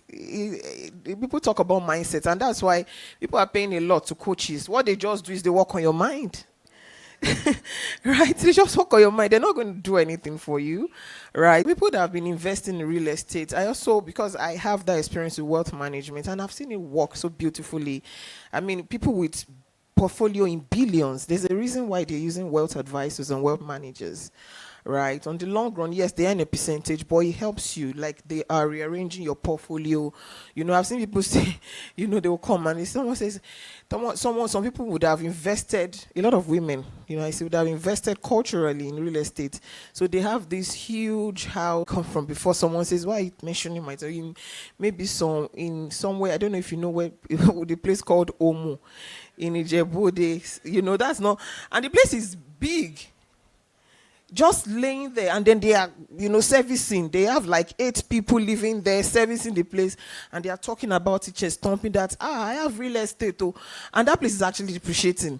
No income, nothing, so they look at these things, help you restructure them, and for us that we cannot afford the wealth managers, right, that's where we invest in ourselves, read, get books, join communities like this. Let's have more of these conversations. And when next we come, let there be testimonials to say, after that conversation, I did this, and let it not be, us starting all over again. And from what I've learned from my mentors in investment in, after periods like this, it's historical. There's always a boom, and a boom is, here. So how prepared are we to participate in that boom, particularly from a real estate angle? Yes, thank you so much. So we're out of town, unfortunately, but that last thing she said, real estate is cyclical. In fact, everything, even the economy is cyclical. This will not last forever. But real estate is the one thing that tracks inflation, especially residential real estate. It tracks FX devaluation. You'll see prices are going up. Do you know why? Because the owners have priced it in dollars. So as the dollar goes up, the Naira price goes up. So if you have real estate, now is the time to try and hold on to it. Please don't sell because you are trying to, that asset is something that you can hold because it tracks inflation and dollar devaluation. I'd like to give us some time to ask maybe just 1 or 2 questions from the audience before we leave. If anybody has any questions for us, if not, we will take our leave. Or comments that they'd like to add. Yes, there's a lady over there.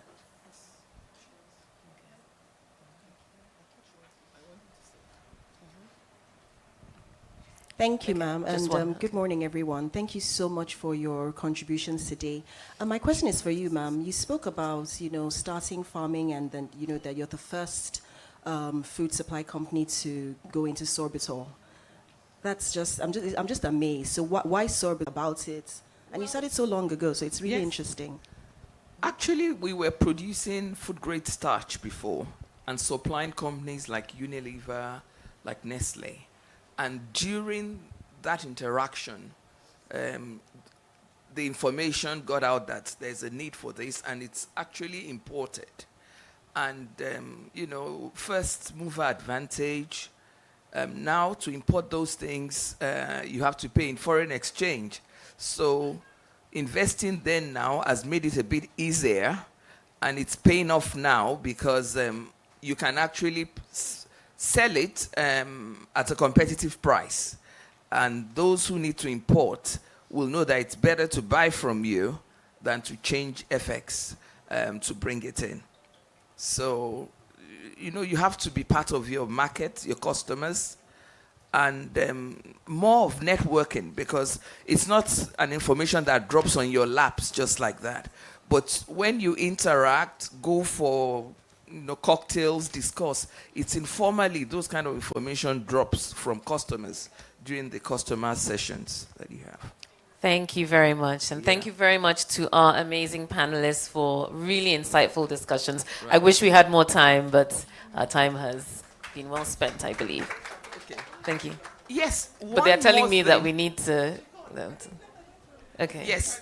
Something I want to leave with you is, I see it as a low-hanging fruit and an advice. I think at a time like this, discipline is so important. Buy just what you need, because I looked at my store, my closets, and I found out that there's so many things you buy you don't use more than once or twice. Men don't do that. And if you calculate how much you've invested that ends up being waste because you give it out to charity, you would realize that you don't need to continue spending frivolously. Please, as women, let us build our cash part and be very disciplined at a time like this. Yes. That's just my advice. You Fantastic. find out how much money you would put together if you stop buying 4 types of human hair. Yes, they cost a lot. They cost a lot, and after using them for a short period of time, you give them out. Yeah. Whereas if you put all those funds together to buy something, you'll be amazed how much you've saved. So Absolutely. please save, and be disciplined. Absolutely. Thank you very much. So, save. If your husband is giving you, if it's 100K, save 10K of it every month, and you'll be amazed how much you'll have in a few years' time. So, excellent final bit of advice. Thank Okay, you. can we please appreciate our panelists? You would agree with me that this has been absolutely phenomenal. Thank you for sharing with us from your wealth of experience and expertise. We really appreciate you. We're going to call on the advisory board and to join them as we take photographs. Can we join them, please?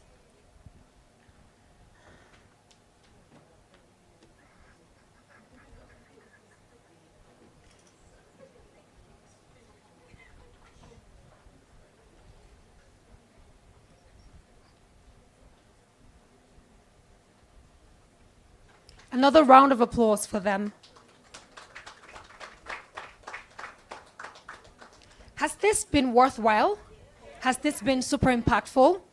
Then please appreciate them again. Do it well from your hearts, because this has been phenomenal. Thank you so much. Okay, so I'd like to invite Mrs. Omobolanle Adekoya to present to them their gifts.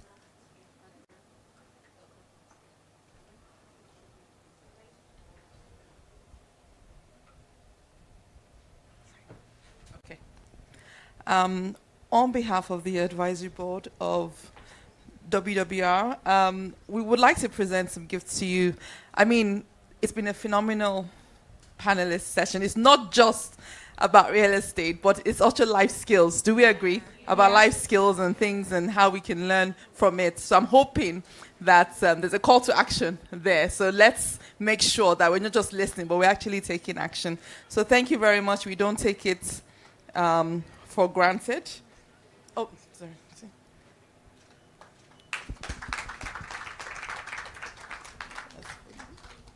Thank you. I think one of the Please, things we should... round of applause. Yeah, a round of applause. Thank you. Thank you very much. Quick photo of them. Can you? Okay. Thank you.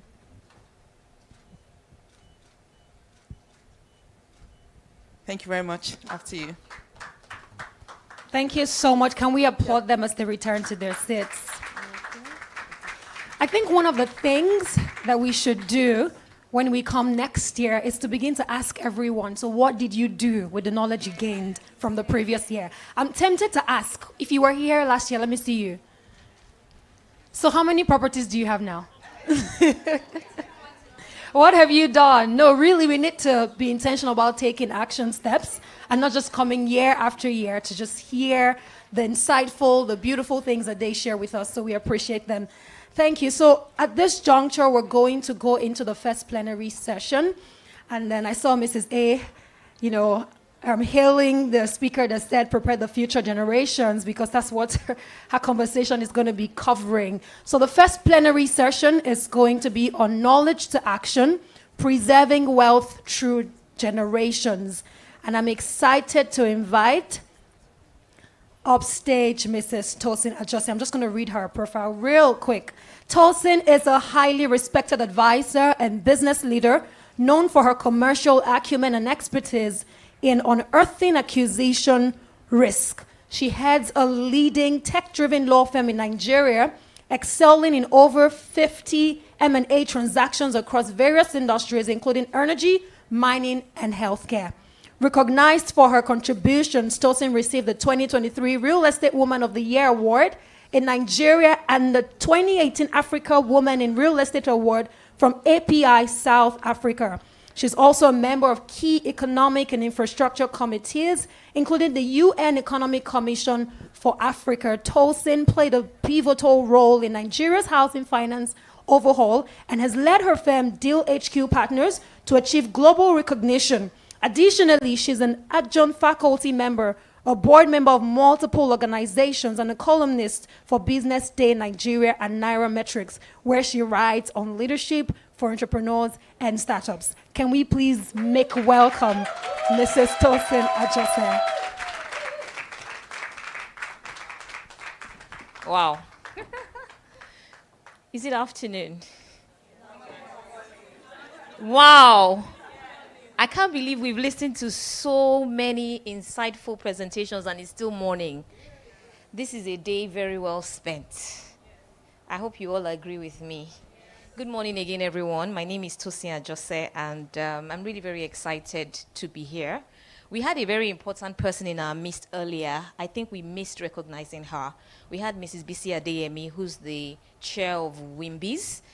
I'd like to recognize her in absentia. She joins us every year for WWR, and I'm really very excited to have seen her here again today. Even though she had a very busy schedule, she had to leave, very shortly. Do you have my slides? So every year I get to speak at WWR, and I speak as a lawyer.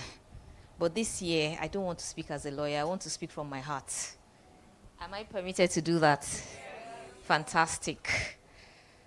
Wow, I've learned so much from all the things that have been said today, but I'm supposed to be speaking on knowledge to action, preserving wealth through generations. And so I think that you all know that my role is to assume that we have wealth. I should just take that for granted that we've run these sessions for over 2 years now. A lot of people that I see in this room have come, multiple times for these conferences. So I'm imagining that the call to action has been achieved and that we are now talking about moving wealth to the next generation. If you're not on this, our boss, just plan to take action to join us. But it's important that we are talking about how we want to bring in the next generation to these conversations that we're having. And each of the sessions that we had today had spoken to mentorship, had spoken to catching the younger generation and passing something to them that we perhaps did not have. So I'm going to be speaking on some of the things that have already been shared and then talking about how to pass wealth to the next generation. And I will be touching on some things that will be paining some of you, but please forgive me in advance. But we need to speak truth to ourselves. So please, can you move to... Okay, no, I think we can leave this one. Let's go to the next. Oh, even I cannot see the slides. The screen is blurry. Okay. Oh, okay.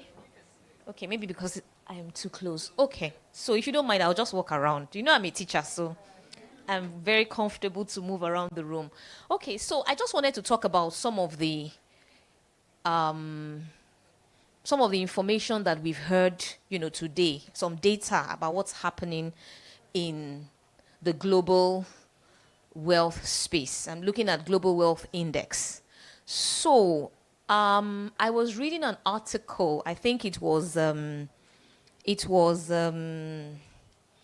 it's not World Bank.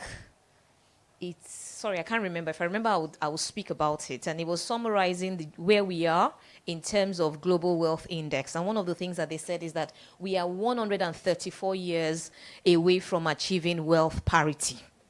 134 years away from being able to say that men and women are playing equally in terms of this wealth game.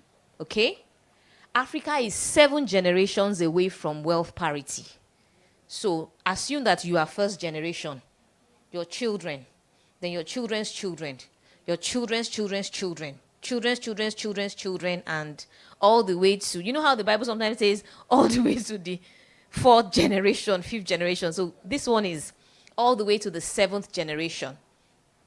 And then the biggest gender gap indices that we see in the market, the places where we're perhaps not even making any effort at all or not making enough effort. One is economic participation, and the second one is political empowerment. And of course, we know that these are the 2 most critical indices for us even being able to achieve gender parity or wealth parity, as it were.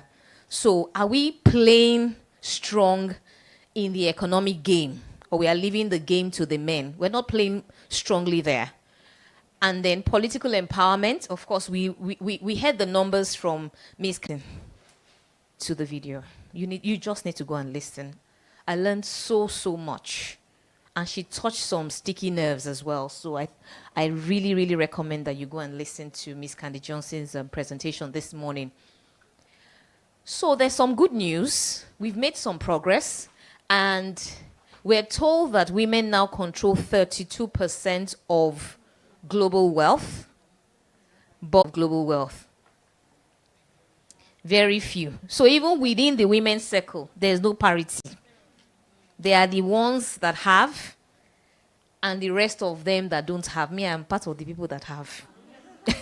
Amen. So, and cumulative annual growth rate of 5.7% is what is projected year on year, assuming that we are going to be making progress at 5.7%, okay? Very important is the fact that 75% of global wealth is stored in form of real estate. 75%. So discount all the jets, private jets, and what else? Even all the stocks and shares, discount all the cryptocurrencies, and what else are the things that are assets that ultra high net worth people have? Commodities, art, discount everything. 75% of global wealth is stored in real estate. And some of us still think that it's all just conversation. Women hold less than 20% of total global real estate, less than 20%. And most women invest 90% or more of their income towards caregiving roles. Their husband, their children, their parents, their friends, their cousins, Ashwebi for their friend's wedding. It's all part of caregiving, right? 90%. Okay, I missed this one, I'm sorry. Number of male to female billionaires. I think it is maybe 8-1 or so. I can't really remember the data that I found. Then economic empowerment and opportunity gap has been closed up to 60.5%. I think that some of this data conflicts, but let's just even assume that it's correct. Women make up 42% of the global workforce, but 31.7% of leadership roles. Let me also warn that this data is nuanced. It is 31.7% because there's a lot of contribution from North America. There's a lot of contribution from Europe. But for Asia and Africa, we're not perhaps doing just as well. Sorry, I need to move again. I can't see my slide. 13% of world billionaires are women. So I didn't even know it would be up to 13%. But 13% of world billionaires are women. And then 45% of these 13% got their wealth from inheritance and marriage. So by the time we discount it, the contribution that is coming from self-effort is not a lot. It's not a lot. Okay, I think we can move to the next slide. So what does all of this say to us? It says to us that the road is far. 7 generations. But it will even only be 7 generations if you and I are making conscious efforts to ensure that the projections year on year is a reality. If we're not making conscious efforts, maybe it will not even be 7 generations. And remember, we have children, we have daughters, we have sons that will have daughters. What legacy are we really trying to leave for them? So all of us have been speaking to biases, and I'm going to help us name some of the biases that we have used as our excuses for not being able to catch on. And I'm not saying they are not valid or they are not genuine, but I just wanted us to run through them, pretty quickly. And we would explain some of them. By the way, some of them are self-inflicted. And those are the easiest ones to deal with. And right here, right now in this room, we're going to call out ourselves on some of the ones that are self-inflicted. Number 1, gaps in education. Some of those are nuanced, some are cultural, but some are us. So I remember once we were talking about how women are not numerical. How that a lot of women are not numerical. Once it comes to numbers or the thing is just getting a bit complex and complicated, you just want to run away. Okay? And sometimes when people are talking about financial matters, it's important for you to pick an interest, because there's no way you can navigate this conversation around wealth without even understanding some measure of financial literacy or some measure of arithmetic or some measure of calculation or what have you. So there are gaps in education, no doubt, because, culturally and otherwise, there are many times that women don't have as much opportunity as the male folk in terms of, going to school, in terms of being able to stay in school. I recall someone in one of the panels talking about, I think it was Korede. She was talking about the staying index. I'd never heard it before. Had anybody heard about a staying index before? I'd never heard it before. But I then realized how critical and important it is. There are many times that women even get the opportunity to do something, to get into the room, to start a business, to buy a property. But all the challenges that comes with being a woman somehow, sometimes robs you of the opportunity to be able to stay. So you go to school, you are doing your undergrad, and perhaps you get pregnant and you want to have a baby, and it's just difficult for you to continue. And so you drop off. You are married, you are on a fantastic career trajectory, and then baby 2 becomes baby 3. And baby 1, 2, 3 are below the age of 8. And you're just not able to continue. It's just not working. And you then have to, drop off and just focus on, tending for the children. So, it's one thing I picked from here today. I just wanted to talk about that. So I'll move to gaps in pay. Globally, women are not earning at par with their male contemporaries. Sometimes because the systems don't allow it to happen. There are systemic issues that don't allow it happen. Some other times because the women are not making demands. Some other times because the women are not stable on the job. There are too many things that are distracting us and getting us off the track and all of that. Then disproportionate care responsibilities. When daddy is getting old and he's not quite as strong as he used to be, nobody considers taking him to go and live with his son. The first consideration is one of the daughters should just accommodate him. When mommy is going to have a surgery, your brothers are at work, and then it's one of the daughters that takes time off and sits in the hospital, and then they are calling and saying, I just came out of a board meeting. How is mommy? Has the surgery been completed? And that's supposed to be okay. A kid is sick in the house. You know I can't tell them at work that I can't come now. You know it will be somehow. But if you ask them, they will understand. So you take 3 days off work and you sit in the hospital nursing your child. I like what Yetunde said. She said that, if we're not giving as much as the other gender is giving, sometimes the expectations cannot be different, right? And we can see some of these things playing out. So sometimes they can't plan with us. And I'm not saying it's good or it's bad or there should not be some understanding of the peculiarities of, being a woman. But the reality is sometimes in the workforce, they can't really plan with us. Sometimes when it's time to travel, I can't go. I'm sorry, I can't go on that trip. My children, my this, my that. But the guys, they just buy the ticket and that same day, they would go home and carry their bag and they're off. Okay? So disproportionate care responsibilities, bias in inheritance and property rights. There are some cultures that don't even recognize women's right to own property, to inherit property, or to even, attempt to get property themselves.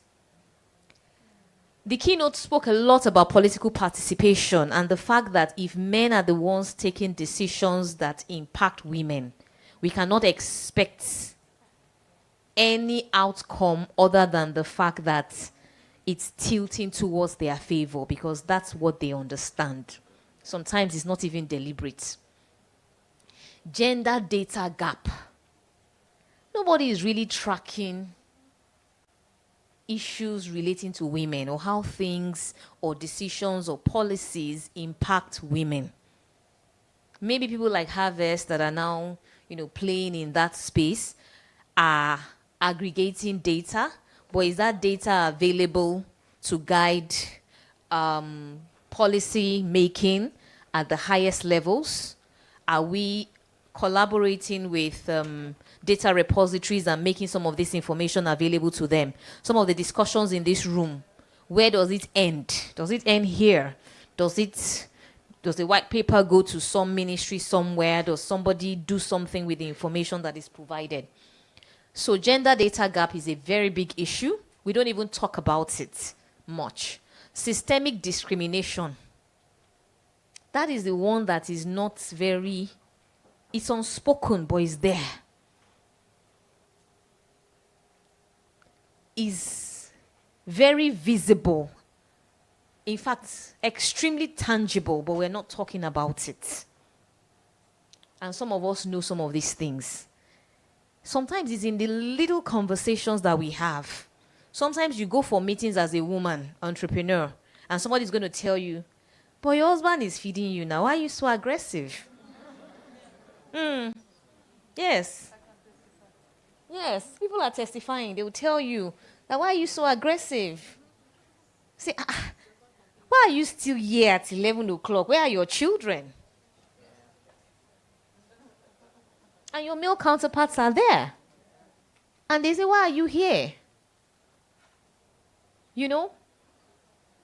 There's so many things. Sometimes some of us sit in board meetings and you're trying to have your say, and the people there pretend as if you are not visible. Or you are raising your hand, or you're trying to make a point and somebody speaks over you. It's like I'm the only one that these things happen to. Somebody just speaks over you like, are you there? She's not there.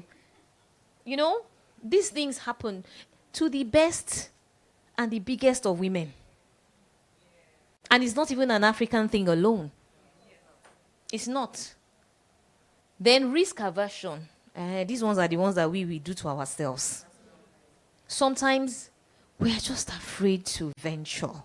We are afraid to take risks. And sometimes I think it could be our maternal instincts that just make us more cautious or more careful or more calculating than the other gender. But one thing I know that helps you, get over risk aversion is when you have knowledge and information.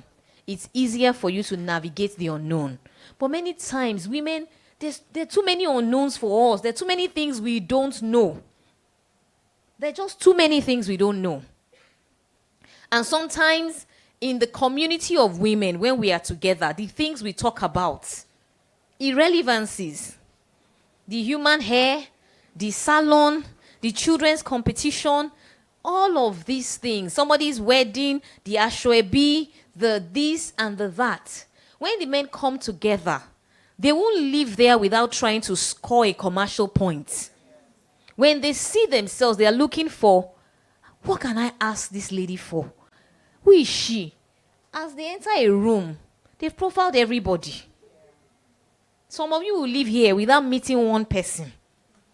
One person. I don't want them to think that I'm just, somehow. I don't want them to see how she looked at me. Self.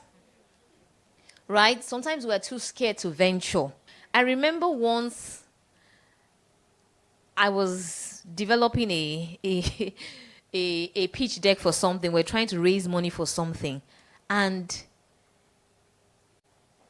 when it was time to fill in the money we're trying to raise, I was shaking to write 250 million naira inside the pitch deck.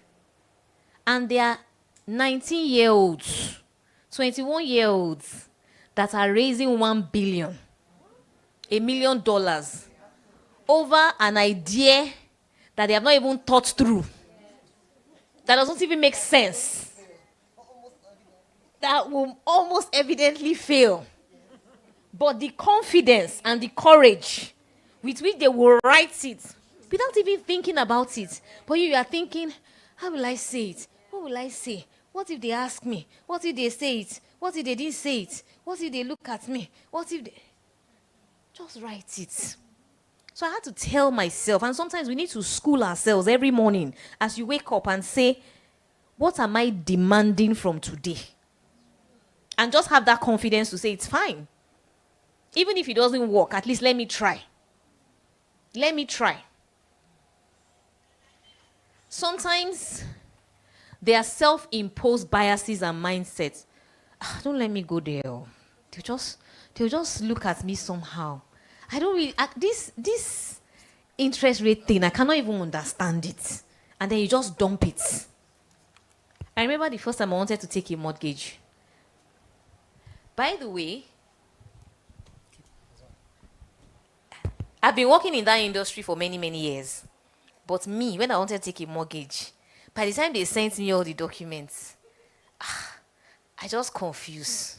And I'm a lawyer, so I'm supposed to understand. And I've walked clients through a lot of financing transactions. But I was just confused. The only thing I was seeing is, hey, God, if I just default, my children, my children's children, that's all I was seeing. Sometimes we are not positive-minded enough. The guys don't think about failing. Or even if they think about it, we fail, we deal with it when we get there. Do you understand? If we default when we get there, we'll deal with it. But you will not even take the step. Some people, their business valuation is 1 billion. They will not even borrow 100 million naira. They won't. they will be calculating and thinking about it. What if, what if, what if? And the lack of confidence. I won't even say financial confidence, because it's not just financial confidence. A lot of women lack confidence. It's not that we can't strut and wear our high heels and, do this, but deep inside, we are dealing with fear, feeling like I'm not good enough. I can't do it. I won't be able to. What if? That did not enable us have that just go. We were built around a lot of caution. Just, don't go. You will fall. Don't join them. The boys are too rough. Sit down. Don't do this. All of these things, they have a way of just getting into our heads and becoming a limitation. I like the fact that we have some young ladies in the house. And then we have a closed financial ecosystem. It seems impossible for the women to break in. All the conditions are not working. Yeti was talking about the fact that it looks like it's the informal sector that works for women. Because the formal sector is complex, is too structured, is long, thin. We just get tired. But the guys are navigating it easily. How are they doing it? Because it's for men by men.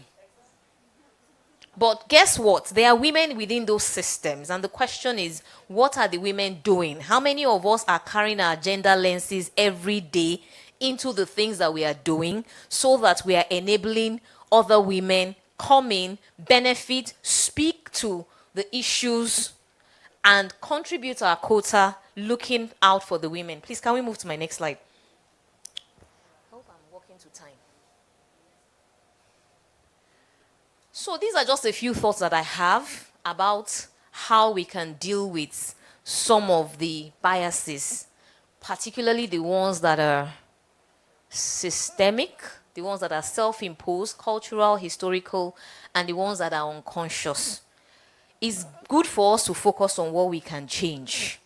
I remember that in 2 of the sessions I listened to, one of the things that was apparent is that we must be the champions of this change that we want to see. We must be the ones driving it. Reorientate to fix self-limiting beliefs. Just identify the ones that relate to you and start addressing them. And there are plenty. Embrace financial and investment literacy. We know where the knowledge gaps are. We need to fix them, so that when we come into conversations, we can make intelligent contributions, not the one that you enter a meeting and they start talking about certain things and they don't even expect you to be able to make contribution. And you walk right into that narrative. Many of us do that. Adopt strategic and diversified investment strategies. Some of us, the only thing we attempt to do is to save. And in this kind of economy that we are in, where we are dealing with devaluation, interest rate is all over the place, FX rates are, over the top and all of that. How much can you possibly save? All of us are getting poorer every day. No, I don't mean it don't say, I rebuke it. I'm just saying in terms of, the value of the wealth and the assets that we are carrying, right? Especially if you're exposed to Naira investments and all of that. So the question is, when are you going to start investing? Is yesterday. And when Mrs. Olanio was talking, she was talking about the fact that how many human hairs do you really need to have? And some of us thought, what she's saying, but it's true. If some of us took time to calculate how much has passed through our hands in the first 6 months of this year and what we used it for, eating out, hanging out with the girls. Am I touching you? Hanging out with the girls, buying ashwebi, what else? Solving problems of family and friends. You are not Jesus. And I'm not saying don't support, but how is the narrative that women spend 90% of their revenue and their income on solving problems for everybody around them. Guess what? By the time you are down to zero, nobody's going to help you.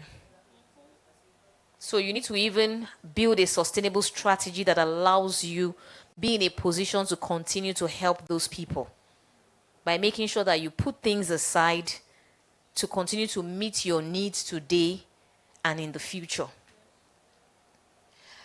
Saving is good, but not so valuable. Move to investment.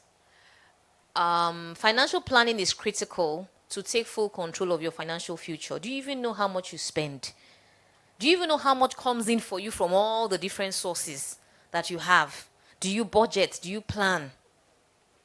There was something I started doing many, many years ago. I always cut my salary into two. And I wire my mind to believe that I earn 50% of what I actually earn. And it helps me to ensure that I have some disposable income. Another thing I learned from my dad is that money you don't have, nobody can ask you for it. Don't keep liquid cash. Don't. Somebody in your family will be sick. They will come and ask you for a loan. Somebody will have school fees to pay. They will come and ask you. But if you always have a project you are doing, that you even borrowed money, and you are paying back, the best answer to please, can you help me is, I have a loan, no, I'm owing money. If you can even give me some to pay back, I don't mind.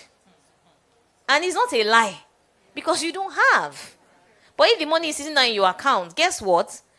And women have kind hearts. By the time your friend says, my daughter is going for surgery, please, just give me 100K, 200K. Especially the ones that you know that you can't even ask back. Then you just be like, God. By the time you do 5 of that in a month, there's a problem. So financial planning is important. Help, but don't compromise your future while you're doing it. Collaborate, build communities. Influencing change requires a cohesive voice. Ms. Candy Johnson spoke about this. I have heard cohesive voice in this room at least 3 times today. So what communities are you building? Who are the people in your circle? And where are you people going? Do you people have, a joint purpose or direction? What do your friends influence you to do? Is it to go and buy hair together or buy the latest bags? What do you guys do together? Do you have investment goals? Do you have educational goals? Or just to go on vacation together and splurge and then come back and share pictures on Instagram? What do you guys do together? Be deliberate about opportunities to grow your wealth. Be legacy-minded. What are you going to leave for the generation behind you? And when we talk about legacy, one of the things that is more important than leaving wealth for your children is to leave them knowledgeable and empowered. Much more important. There's a Yoruba adage that says that the child that you don't train. You sell the house you build. Exactly. So when you're talking legacy, it's not just about bequeathing houses to them. How many of us have heard stories of people that, people that passed on and their children killed each other because of one house in Ajagbandi or something, When we were young, my dad always told a joke that he was going to give all his wealth to the Anglican Church, that we should not expect anything. I was age 4 when I started hearing that I will not leave anything for any child. The only thing I'm giving you is this education. And I'm just reinforcing that it's more important. And some of us have become bougie moms and bougie dads. We don't think that we need to build, our children, teach them, good morals, good character, teach them life skills and things that will help them. Finally, we need to mentor and inspire the next generation. What are we doing to these younger people? That's why we will see 21-year-old girls on Instagram that are saying, for a guy to talk to you, you must bill him 500,000 for starters. Somebody modeled that to the person. Somebody did. It didn't drop from somewhere. Somebody did. So what are we modeling? Those of us that are here, what are we modeling to our younger sisters, our brothers, and what have you? What are we really modeling? Are we women that want to build wealth? Or are we women that are building dependencies, a culture of dependencies? My next slide, please. They're going to send me out of here in 3 minutes. Okay, I'll try and talk a little low here. So we'll be talking about asset optimization, assuming that all of us already have some kind of portfolio that we are managing, whatever that portfolio is.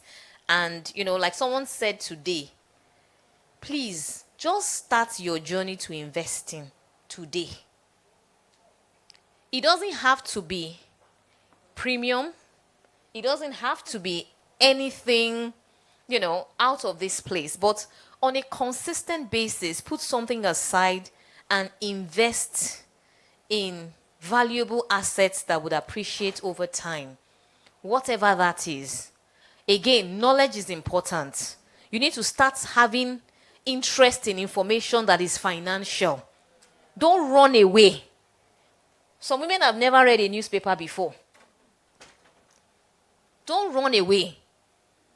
Go to the page where you have the Nigerian Stock Exchange, where you have the listed entities, and check, what those companies are, how much are their shares trading, which ones are interesting. There are programs that come up on the radio every day that talk about these companies and the kinds of investments.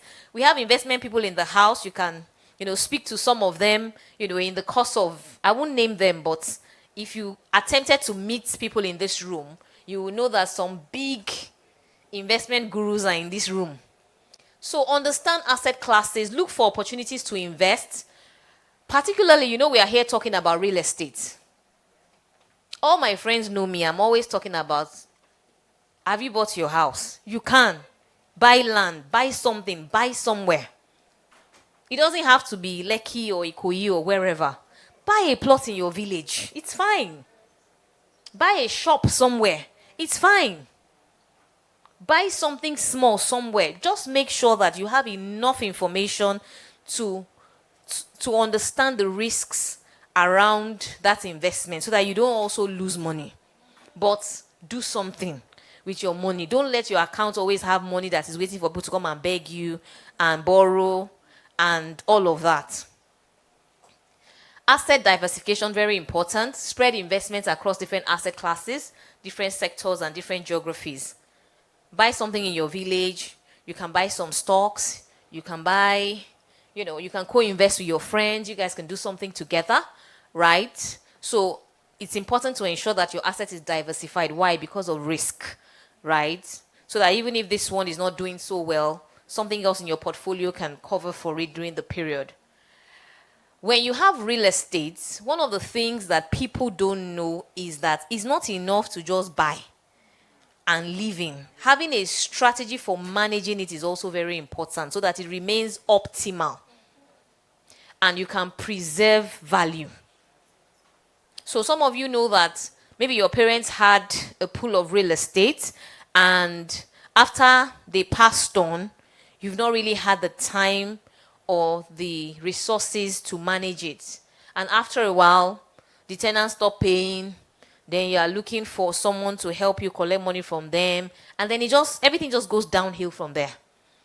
Sometimes it's because you have begun to diminish the value in that asset over time because you're not maintaining and you're not upgrading. Okay? Portfolio balancing. It's not enough to invest and just sit down. You must always look at what you have. What should I keep? What should I let go?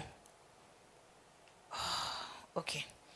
Sorry, I'm being asked to wrap up. I'm just going to take, can I do 2 minutes? Or I need to shut down now?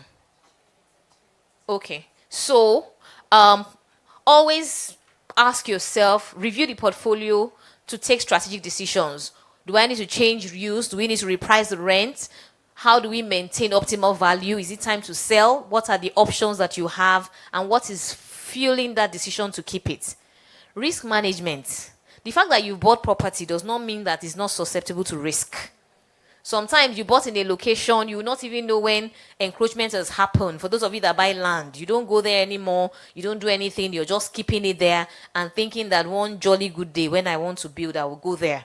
So understand the risks around the investment, title-related risks, market volatilities, tenancy, the need to get quality tenants that can continue to pay you. Then I'll talk about taxation. All assets will be susceptible to some kind of tax or the other, depending on the nature of the asset. But there are tax structures that you can use that help you optimize how much of the value in that asset is going towards paying taxes.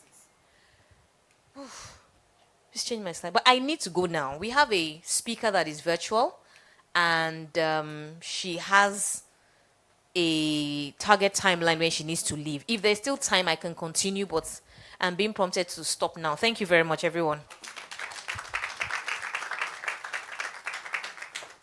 Another round of applause for Tosin Ajose. Indeed, she spoke to us from our hearts. Thank you very much.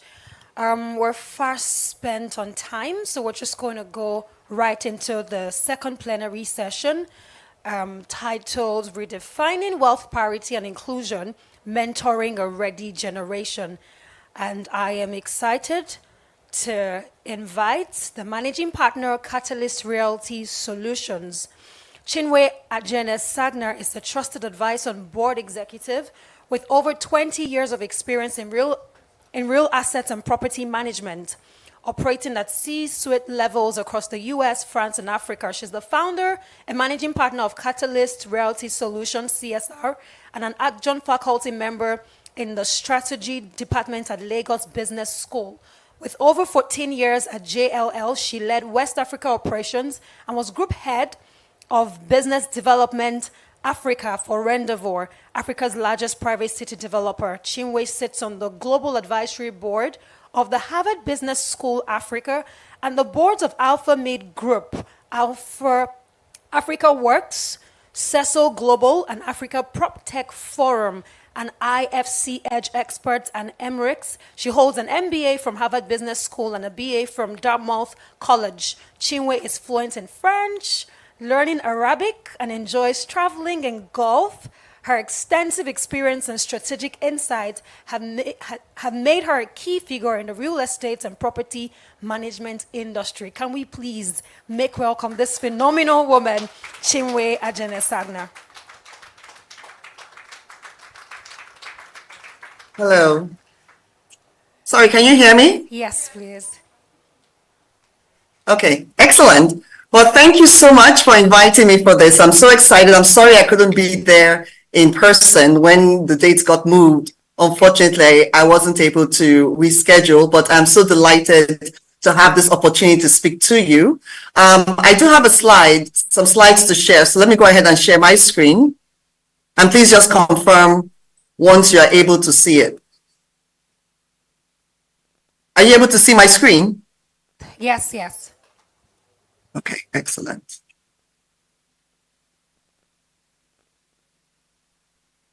Excellent, great.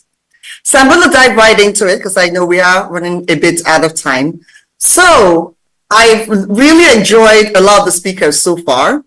And I have actually been asked to share an insight on redefining wealth, parity, and inclusion, as well as mentoring a ready generation. Now, in order to do this, I thought it was important because this is the Women, Wealth, and Real Estate Conference. So, of course, the base of this is considering real estate as a pathway to wealth creation.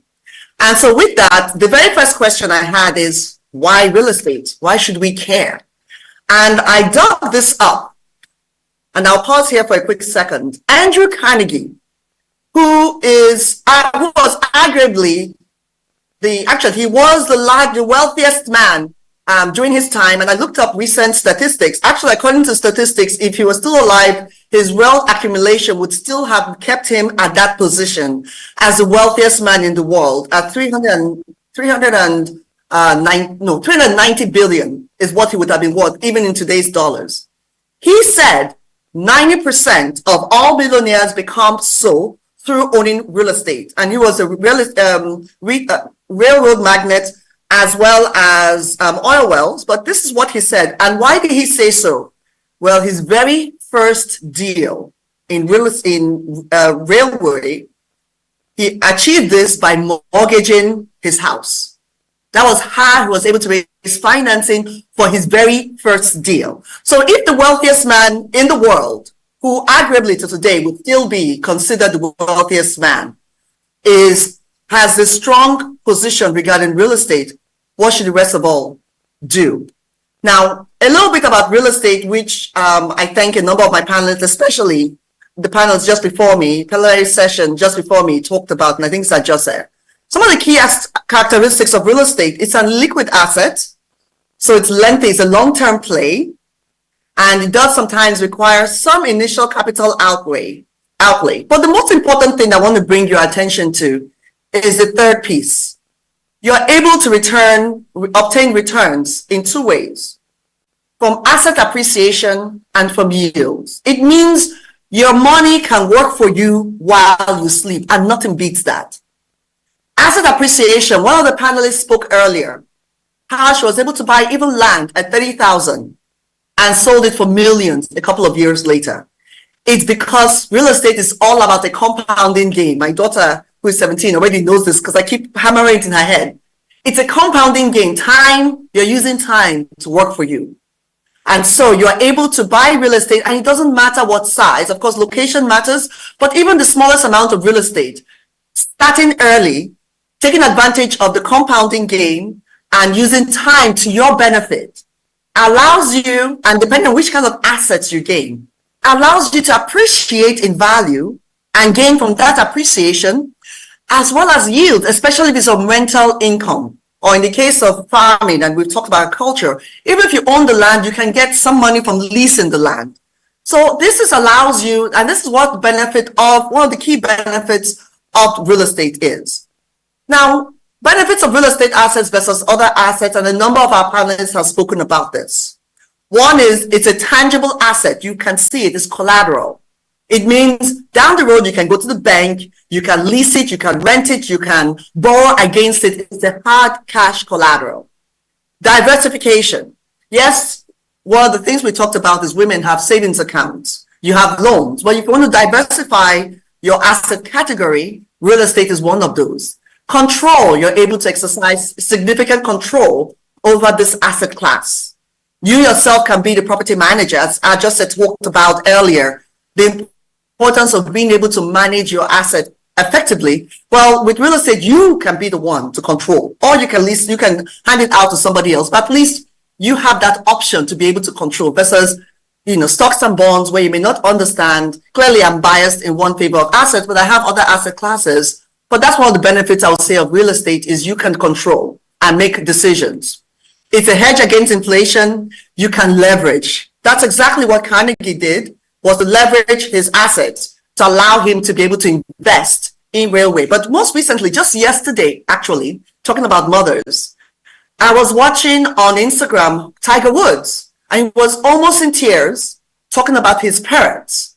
And he talked about how his parents second mortgaged their property, their home, in order to come up with the financing to sponsor his participation in some of the key competitions that led him to become Tiger Woods now. So you all as parents and as mothers, imagine for your children how this asset class can then be utilized even for your children. And Tiger Woods, I just listened to that last night, in tears, was thanking his parents because they made this choice to invest, use the mortgage to support him and his growth.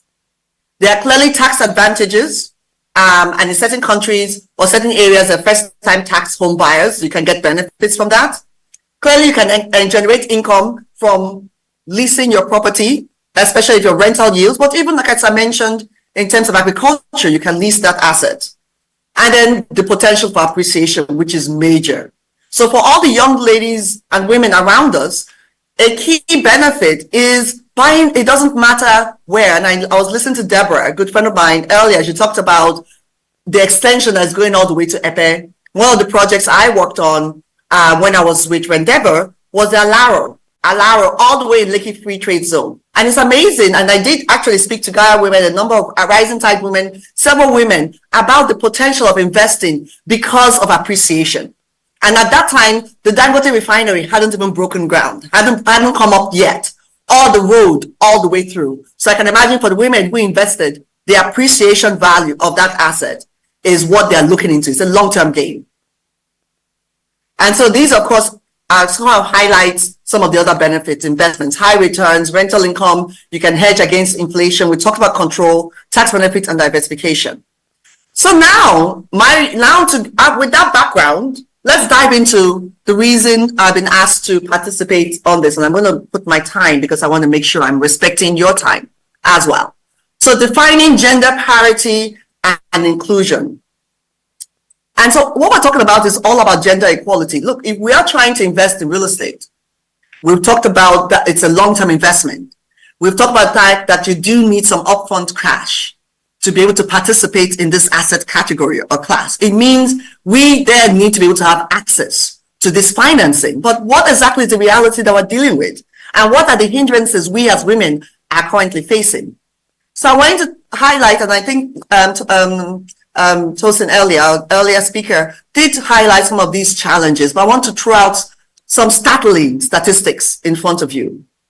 So the Global Gender Gap Index that kind of points out to the gender gap, and they looked at things like economic, social guidelines. And this is coming from the World Economic Forum, the Global Gender Gap Index.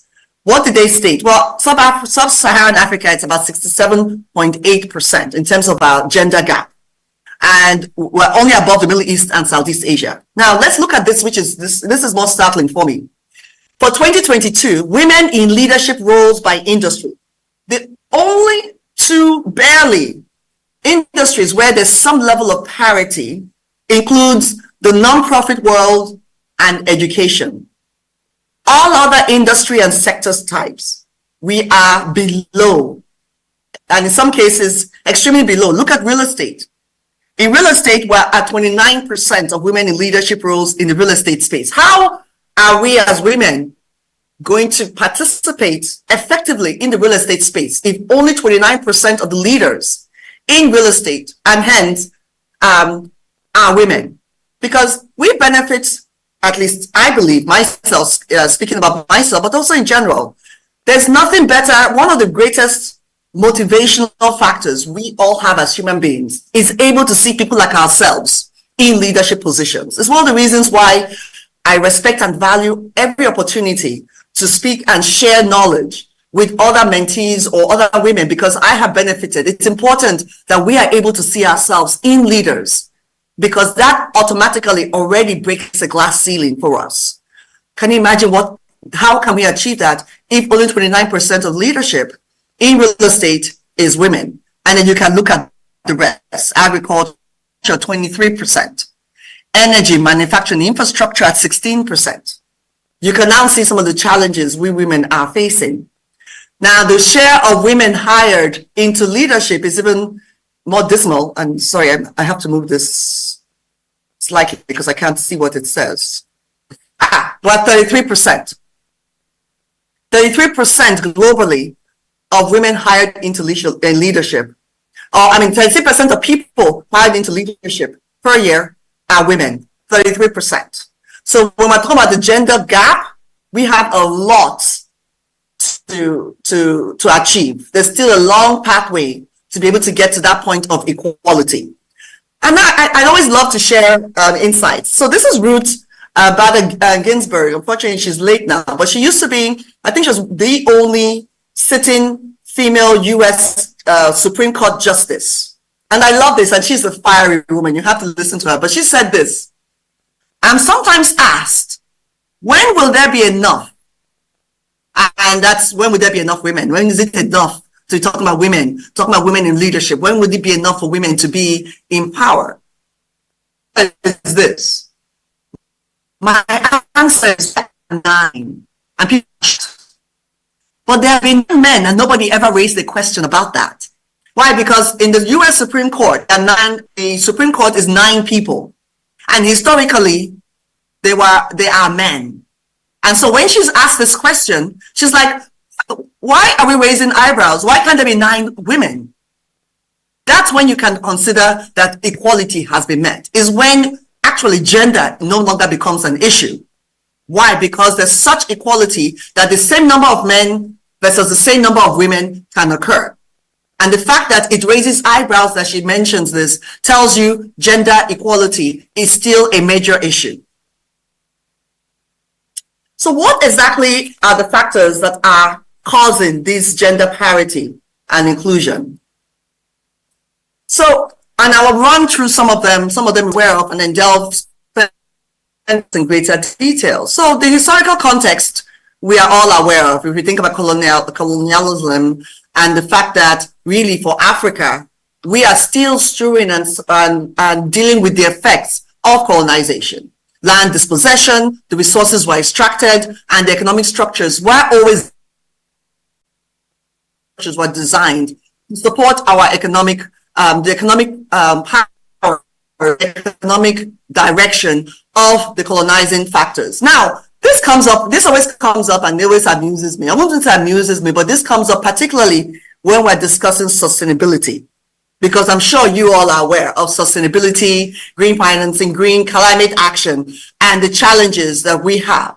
And the fact that one of the main reasons with COP27, I believe, that happened in Egypt, the African and emerging markets actually put pressure on the emerging markets to say, you are talking about climate action, but guess what? You've all had the benefit of being able to rebuild and build your societies successfully. And now we are talking about climate action, and you all, particularly as a result of having that opportunity, are also responsible for much of this climate action, or the adverse impact of climate that we in Africa are suffering from. Therefore, if you're expecting us to participate effectively in climate action, you need to provide the support and the resources to ensure that we too can come up. Because if you're telling us not to develop our industries, not to cut the land, not to cut the trees, which I completely support, but there has to be an exchange, because your industries were able to thrive as a result of you taking advantage of using those resources. And so these are some of the conversations that are still taking place even till now as a result of this historical context that still adversely affects us. The next is economic inequality. And we talk about wealth concentration. As we all know, the elite, a small elite, tend to have a large control of large portions of wealth. And that affects us as well. And especially when you consider this elite, particularly our men. The urban-rural divide that we've also mentioned quite a bit of time, some of our speakers have mentioned. The urban areas have access to education, they have access to greater accessibility, financing, knowledge, exchange, insight, DFIs versus the rural areas. And that also affects the wealth disparity. And of course, the informal economy, and majority of women or people who are in informal economy are women. And so if that's where majority of the people are, then this wealth disparity continues to become an issue. Now, of course, as I've highlighted that we've discussed here, gender inequality.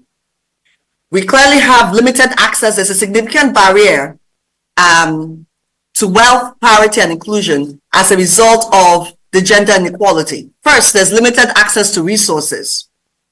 And by resources, land, having access to credit, and then education. If the economy is rural area, how are you going to have access to education that then gives you the knowledge and the empowerment required to then be able to bring yourself to wealth or improve your access to wealth?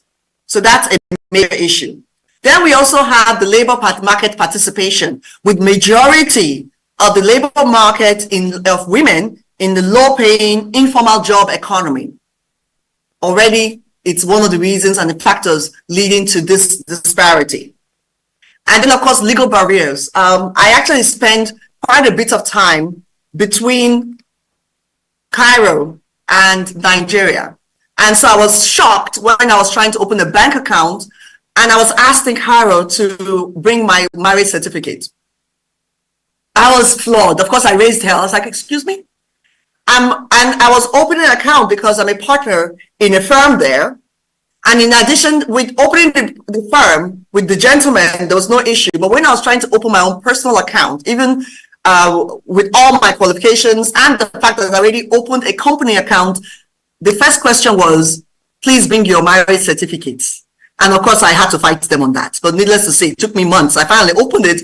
But that's to tell you some of the barriers. Because all it does, it feeds into the biases to the women. And it just creates informal barriers to entry. If you're already knowing to open an account is going to cause this amount of time, how much time do women have? You already are frightening and discouraging women from stepping up, or even those who want to step up to the plate. So I'm also bringing in this quote by Mala, and I'm sure some of you are aware of Mala. She is a Pakistani education activist. You may have heard her story. She used to be a blogger, and the Pakistani terrorists were trying to prevent her from going to school. Actually shot at her. And so she was shipped out. She actually is a youngest Nobel Prize winner. And she says, I raise up my voice, not so I can shout, but so that those without a voice can be heard. We cannot succeed when half of us, i.e. we, are held back. And so all these concerns and the challenges that exist, what can be done? So this is where I will echo some of the things that Jose highlighted. One is addressing self-imposed biases. And one of the things I encourage all of us with is we need to take responsibility for our own growth. Nobody else is going to do it for us, unfortunately, especially those of us who are informed. Those of us who are informed and knowledgeable need to take responsibility for our own growth and then be deliberate and in help and reaching a hand back. Each and every one of us, sure, we can point to our mothers, our grandmothers, our mentors, and both men and women who have helped us to achieve even where we are.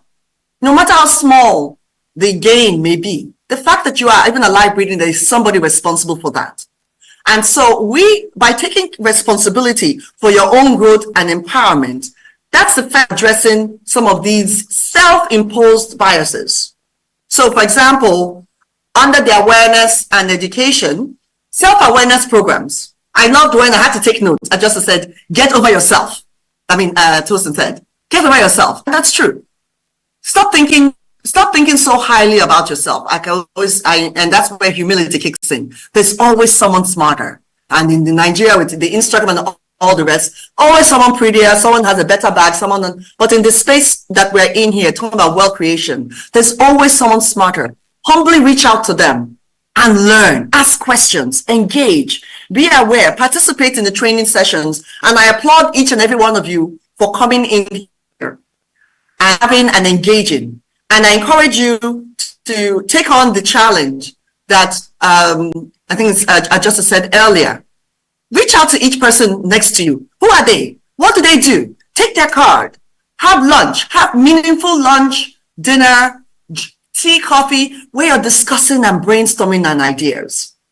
Those who are on LinkedIn, reach out to them and say, hey, I reached out to you on LinkedIn. I love your story. I've read your background. I'm curious to know more about real estate. If you're real estate, can we have a quick coffee? Let me take you out for drinks. That's how you can now take on responsibility. And again, I always tell people, I do not tell you something I don't tell myself. There's nothing I'm telling you that I actually don't do for myself. And part of where has led to my success is even my ability and my willingness to reach out. Even during Salah, I happened to be in Lagos. I came in from Cairo, went into Lagos, and I reached out to all my mentors. One by one, went over to, and then here in Abuja, mentors, I want to know your story. I want to know how you achieved where you were. How did you become a member of the board? I remember when I was going through the journey to become a member of a board, No idea. I paid for a course. After that, all the people who were on boards I knew, I met them, had lunch, then told them, I am interested in the board. Can you help me on my board journey? And it's thanks to those doors being open is why I have been able to sit on boards. I encourage you to do the same. Mentorship and role models. I speak to you on mentorship. Mentors are so important in your growth and in your progress. But the only challenge I give, because now I have always been on the other side receiving mentorship, but now I serve as a mentor. But the only challenge I give is if you're looking for mentors, please be cognizant of mentors' times and take full advantage.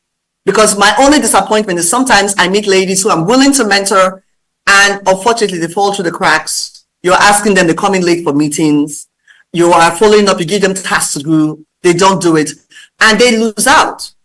Because I tell people all the time, your name, you as an individual, you are a brand.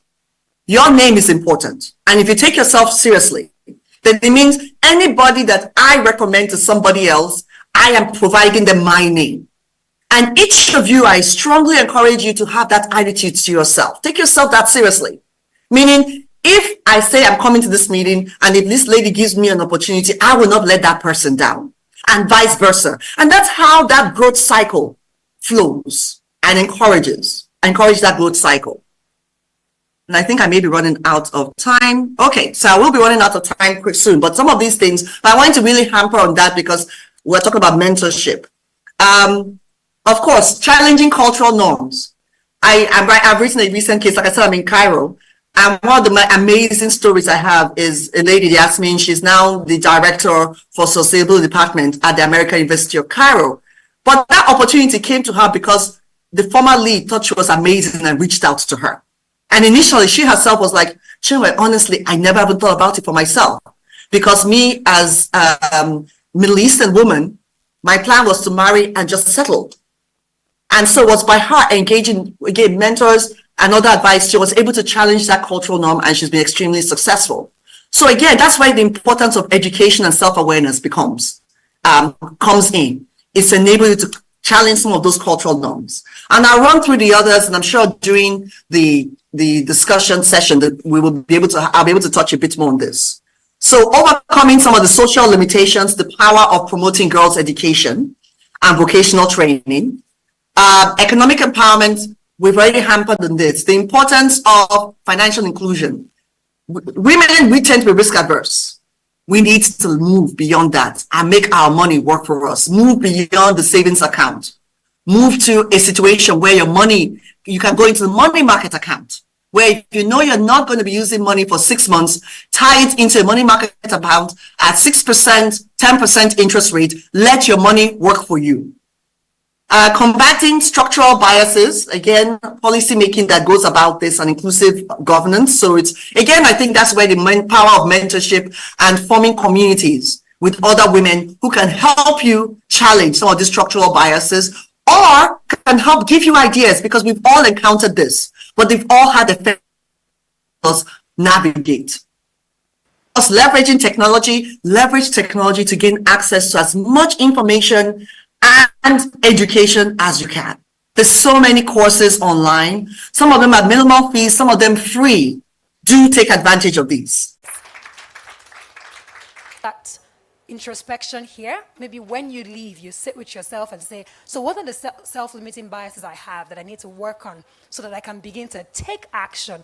Because like I said, we're not just going to come here and take in things and then come here the following year and then appear like we're just trying to build the wealth from the scratch. We're not going to do that, right? So please, it's something to take note of and act on. She's back. Hi, Ma. She's still frozen. That's a beautiful pose right there. Okay, so let's just go right into the panel discussion. So amazingly, they're going to be addressing the topic she spoke to, redefining wealth parity and inclusion, mentoring a ready generation. I'm just going to call up the panelists. It is a delight to welcome to the stage Adaku Ijara, the Emerging Africa Asset Management Limited.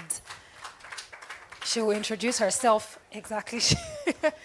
CEO, Emerging Africa Asset Management Limited. Can we please appreciate her?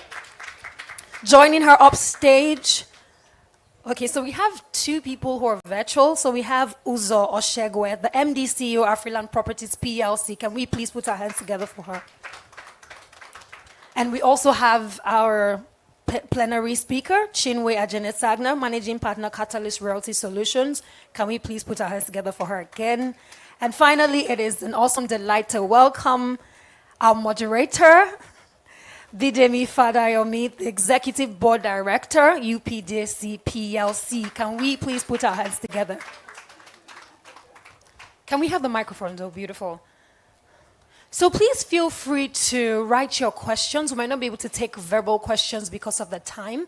The ushers have some papers with them. Please write your questions and then it will be addressed in this session. Thank you so much. Hello. Thank you very much. And good afternoon to everyone out there. I know there's been a lot of knowledge and information and wisdom shared on the issue of gender parity and wealth creation for women. We'd like to use this session to actually just deepen our insight and get the unique perspective of some of the very talented women on the panel today. So I don't know if we have Chinwe and Uzo on the call. Okay. Hello. Okay. My name is Uzo Shogwe. I'm delighted to be here. Thanks for having me. Morning, Uzo. We can't see you on the screen. I don't know if that option is available to us. It's going to be up in a moment. Okay. So while we're waiting for Uzo and for Chinwe. Did you hear me? Yes. Yes. Okay. I can actually hear you. So can I speak? Am I on screen? Yes, Uzo. Would you like to introduce yourself? Okay. Hello, everyone. My name is Uzo Shogwe. I'm delighted to be here. I'm sorry I can't make it. I couldn't actually make it physically due to the change of dates, but however, I'm delightful to be here. Thank you. Thank you, Uzo, for joining us. So I'd like to start the discussion and with Chinwe. Hi, Chinwe. Nice to see you again. Hi, Bidemi. It's been a while. How are you doing? I'm good, thank you. How do you think poverty, which is a real issue in Nigeria, uniquely affects women compared to men? And do you think there are any specific challenges that women in low-income backgrounds face in trying to achieve economic independence?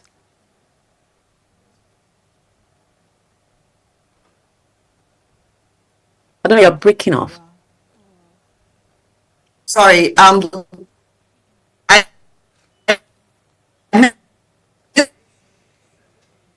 It's the second hinges. Can you hear me? Unfortunately, you're breaking up. Chinwe, I can hear you. Chinwe, can you hear me? I hear you.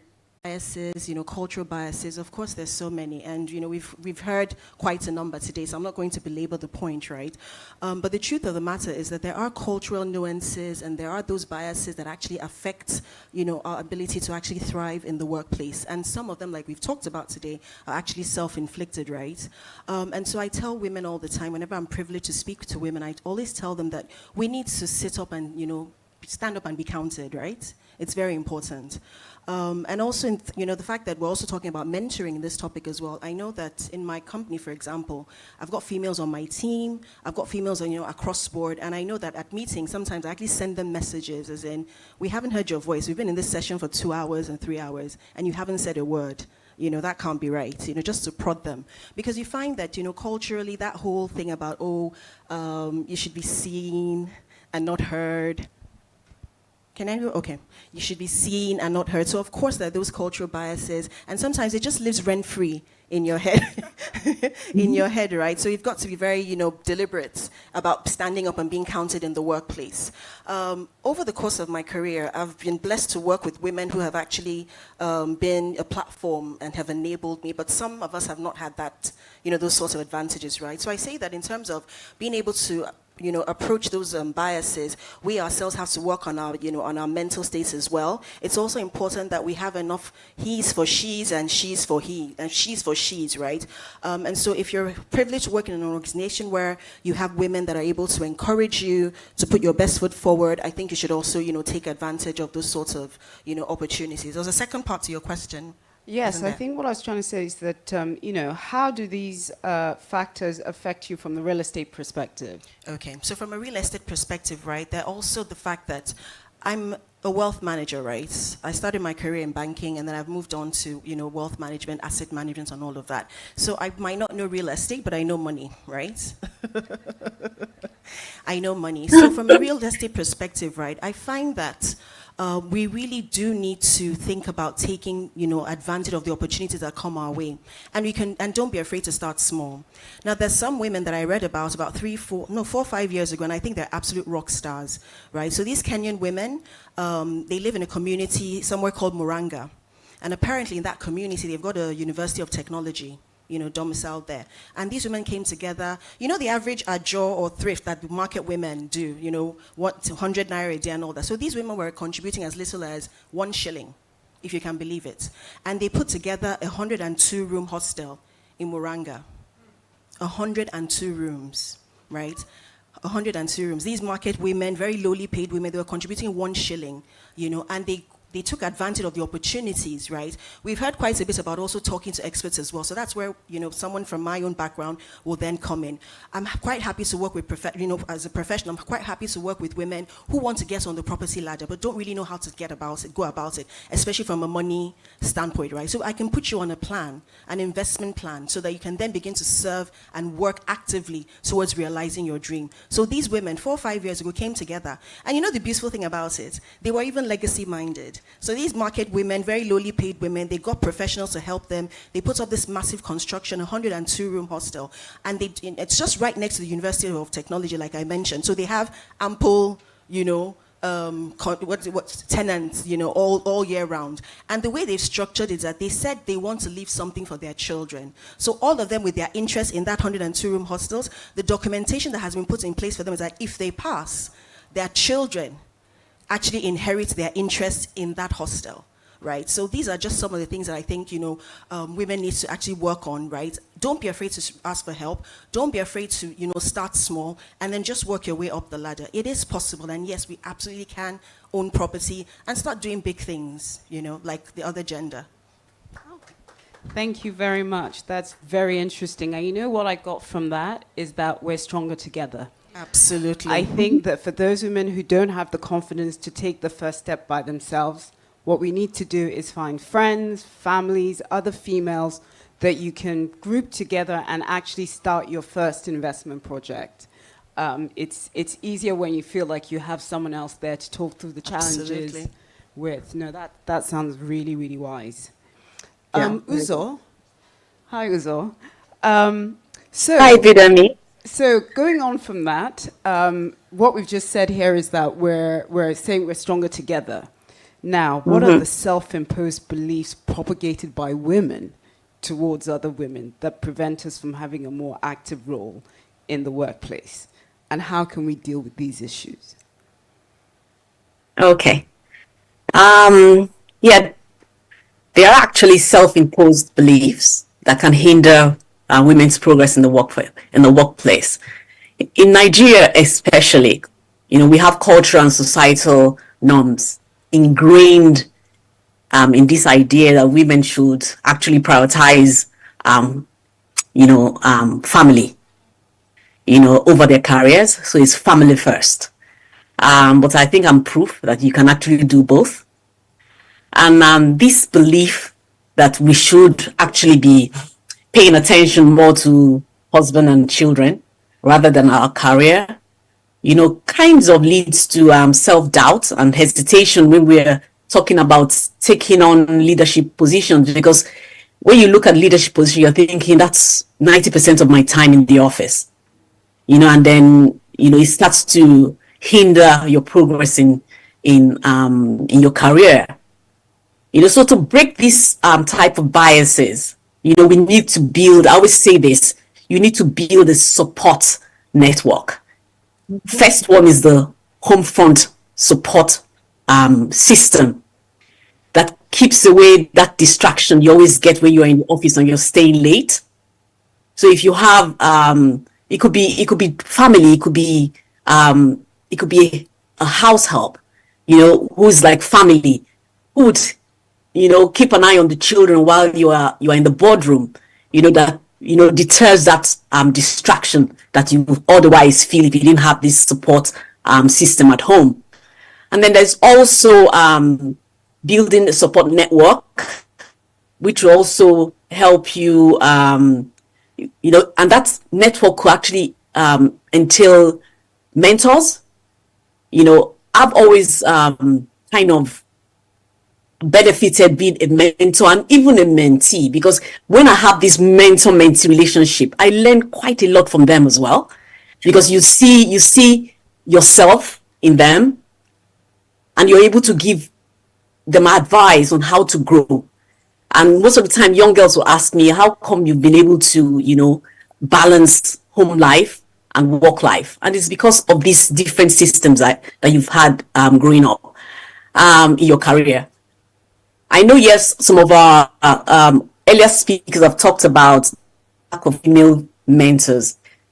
Then when we were starting our career, it was mostly men. If I remember when I started my career as a programmer, I had a mentor called Martin Lloyd. He was a guy, but he was, I don't know what people have done without him. And I always advise the young ones to try as much as possible to have a mentor, because they've passed through the waters you're passing now, and they can actually help you surpass the kind of challenges you're going through.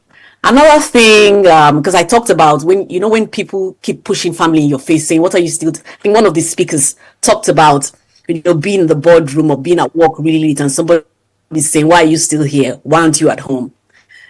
And then that kind of plays around with your confidence. But one thing that I would always tell people, or young ones coming after me, the newer generation, is to invest in continuous learning. You can't underestimate the importance of education and keeping on top of your game. Because if you're in the boardroom and you don't know what they're talking about, then you're numb. You can't say anything. So, but if you keep at that engaging, networking, being in conferences like the one we are in, WWR, and also the good thing is that you have the internet at your hands, and you can learn everything. So you don't even have to go to school physically. Like Chinwe and I are attending this session virtually. There's a lot of things you can gain. So when we talk about, women always talk about time. I don't have the time to do this. If I'm at work, I have to be at home. But then the time you spend on social media, you could actually spend that learning and improving yourself. And nothing beats being confident in what you do. And then other self-imposed beliefs that also is being ingrained in our heads. Somebody saying they're living in your head is, I think the earlier speakers talked about being seen and not heard, or women are not supposed to be assertive, or women should be subtle in the way they deliver their speeches. Who says so? And then these beliefs limit your participation in key positions where you make decisions. And if we're not able to be in those leadership positions that allow you make decisions, then we will remain where we are. So we need to begin to challenge stereotypes. Women must begin to believe in themselves and take up these leadership roles. And you have to, begin to excel in areas that can shape these perceptions that we all come here every year talking about, and then begin to set new precedents. Another key one that I talk about is advocating for self. Women must learn to advocate for their own. In my board, we're about 45% women. In my EMC, that's executive management team, we're about, I think, 44% women. So once you get to that position, you must begin to encourage women so that they can also get into that position where they can make decisions. You know, I was looking at a report, and LinkedIn was talking about the number of people, about 50% of positions at entry level globally are women. But as you go up to the C-suite level, just a quarter make it to the C-suite level. And I think it was Miss Etta, she talked about the barrier to stay. And Tosin mentioned the stay index. You know, so if you're not able to be resilient to stay on from entry level, work your way up to the C-suite, then we've lost out in having that authority, the power to make decisions. And so that's another thing that we have to do to be able to advocate for self. We must speak for women, we must encourage women, and we must also allow the next generation be confident enough to do what we have done. Because if we can do it, all those young ladies out there can also do it. So thank you. Thank you, Uzo. That was very interesting. And what I took from what you're saying is that, especially given the fact that you're on a female-heavy board, which is quite impressive, is that once women get into these positions of leadership, we have to change the culture of the leadership so that it adapts and becomes more flexible to accommodate the unique needs of other women. Yeah. Because I think sometimes boards are designed for men. They design their thinking, the way of working, their approach to taking decision. It's all about what is most comfortable for the man. And once you have women on the board, we can change the way businesses work. And I just wanted to chime in. I think there's something, that instructive. So when I started my career very early in 2005, I started my career in commercial banking. There was a time that there were banks in this country that would insist that as you came into the, the system, as a single lady, you would need to sign a bond that you would not get pregnant for 2 years. And if you did now get married, you would also now sign a bond that you would not, and had a baby, you would then sign a bond that you couldn't have another baby within a 2-year period. So some people would come back from their maternity periods pregnant and just put in their letters and go out again. So I think, but all these things just started, disappearing when a lot more women started going up the corporate ladder in the bank. So I'm for one, I'm so excited that there's so many female bank MDs now. So and lots of that nonsense. A lot of the bad practices. Honestly. I know the one that I used to experience is in my previous job, we used to do a lot of traveling. And the men would literally just say, oh, we have to be in London tomorrow. And they would go home, within an hour, they'd be back in the office, packed and ready to go. And I'd be like, who did all this for you? Oh, I just called my wife before I got home, and she packed the bags and everything. I was like, eh? I thought, so you mean I also need a housewife in order to pack my bags? And then the second thing is the men always went with travel luggage, which means that they took a little bag and they put it in their overhead locker.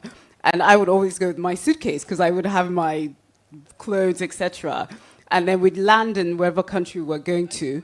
And, you would see that hint of irritation that they had to wait for my luggage to come out through the carousel while they were all standing there looking cool with their single bag. And I was just like, I'm sorry, that's not how I travel. I don't travel in a single bag. So you just have to get used to the fact that you're going to have to wait for me, or you guys go ahead to the hotel and I'll meet you there. But of course, they were trying to be very polite, so they wouldn't. So, and the funny thing, after the second trip, they also started taking suitcases. They all, because they just realized, well, since we're going to have to wait with her, we're not going to struggle with our little luggage. We're going to take. So you know what? People will change if they realize that, it's not a big deal. I'm waiting an extra, 15 minutes? So I'm glad to see that it's happening all across the board. So Chinwe, I'll come to you. Sorry, Yes. we lost you earlier, but just the question I asked you was regards to poverty and the impact of poverty on women's ability to achieve economic independence. Sure. Oh, okay. Can I pause because when the speaker beside you spoke about her experience, I wanted to actually throw in my experience from France because I want to make it clear that this issue is not just a Nigeria issue. So do you mind if I just make a comment on that? Oh, please go ahead. And then to tell you the importance of also what Uzo talked about in terms of self-advocacy and community. So let me give my my experience in France. So when I lived in France, similarly, I remember being in my office and the head of the department turned to a lady, she had had baby number 2. And I was shocked, literally said out loud, "You will never be promoted. You have another baby, you will never." And he said it so loud, and the poor lady shrunk in her skin. And within a year, she left. Now, the funny thing is, secretly, I was pregnant at that time. Secretly, I was pregnant. So I was terrified, and I had just moved to France. Could barely speak the language, had a role, but I was terrified. But what I ended up doing, 2 things, was one, I've learned, like, I love the idea of community with women. So 2 things I ended up doing. The senior women in my office, there were some of the most senior people in my office were women. So I went to speak to them to find out, and one of them had like 4 children, and her entire career was in the same firm. So I had to ask her, how did you do it? Because I'm hearing all these things on the other side. And of course, she gave me pointers. She's like, "Chinwe, just deliver, do your work, tell them you have to leave early, finish the work, drop the kids, make sure they're in bed, and continue doing your work." She told me her skills. And honestly, I ended up staying in that firm for 7 years. And Lila, I got promoted, even in the same department. So it's important for you to be a self-advocate, be courageous, but deliver. Remember when I said about the importance of if you're a mentor-mentee relationship, it carries all across. As long as you are known for excellent delivery, people will come to you. And Bidemi, your experience with the luggage, look, I cannot do drinks past 8 if I have my kids. I'm sorry, you're going to have to. In fact, 7 o'clock, I will not. Eze needs to go to bed. Eze goes to school. I am not doing it. But guess what? The men adjusted. At first, they're shocked. But eventually, they adjusted because you could deliver. But it's us having the courage to step up and doing it. Because trust me, I'm saying it though, my body is like this. Inside, I am shaking like a leaf. Because I'm like, I have left my US, left Nigeria, came to France. That is how they'll kick me away. What am I going to tell my family? What am I going to say? But guess what? As a result of, but I needed to surround myself with like-minded women, senior, junior, my level, who felt the same way. Because they need to tell me, "Okay, Chinwe, don't worry, don't mind them. They will always act like that. It's okay. Follow, just go ahead." And making me feel I'm not the mad person. I'm not the mad one. She did it, therefore I can do it. So it's important being a self-advocate, be courageous, deliver, and have wonderful examples around you. And please never spoil their name. I cannot emphasize that enough. So now, in terms of the question you asked me, Bidemi, sorry, poverty. Poverty. Well, it's access. To me, I think the biggest issue is access. Having access to knowledge, access to opportunities, access to skills. That, I think, is where poverty uniquely affects women. Gaining access to credibility and credit in terms of financing, being able to get access to financial inclusion. And then, of course, the cultural biases, because we're fortunate, because we've been educated and stuff, we know how to challenge the cultural biases. It's a lot more difficult to be able to do that if you're in a poverty mindset or poverty line, because there's poverty line, there's poverty mindset. That's a different one. So the only solution, of course, with that is, of course, making sure your poverty line does not affect your mindset, because access to education, access to online, the same way everybody, there's no one you can tell me, even in my village, everyone has phone. Well, how about using that phone instead of spending time on Instagram? Find out about free programs. Find out about financial inclusion programs that you can take advantage of. Unfortunately, I think once you're on the poverty level, it's a lot more difficult, but it's not impossible to be able to hone in and link in to those SME programs and find other advocates and people that can advise you adequately. So that would be my thoughts around that. Thank you so much, Chinwe. And you know the comment you made about drinks in the evening? I also had that issue because they would schedule meetings for like 10 p.m. to discuss something. And I was like, why? Why do we have to meet at 10 p.m. when we had the entire day from 8 a.m. to 5 p.m. to discuss? And the first few months, I kind of put up with it, and I thought, you know what, I'm going to just accept, like, yeah, I'll be one of the guys. And then I just realized, you know what, if they really value my input, they'll have to wait till a more convenient time. And like you, Chinwe, I just said, you know what, no, I'm not available at 10. If you want to have this meeting, we'll have it, 4, 5 p.m., it's fine.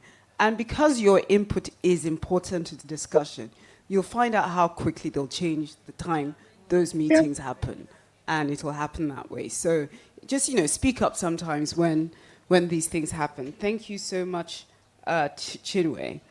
So Uzo, if I go to you, I know a couple of the speakers have spoken about the issue of finance and how that impacts women's ability to be effective in the workplace and also to set up businesses and grow their businesses. What are your thoughts on that, and how can we address these issues? Okay, yeah, you're correct, and I think some people have actually spoken to this. We need finance to grow your business. You even need finance to start your business. And most of these financial services, they come up with huge demands. It's like you need a loan, you need to get collateral. And if I think there was a lady that spoke earlier talking about the importance of owning your own property in your own name. Because you have instances where women will contribute, they're married, they contribute towards owning a home, but on the title document is the man's name.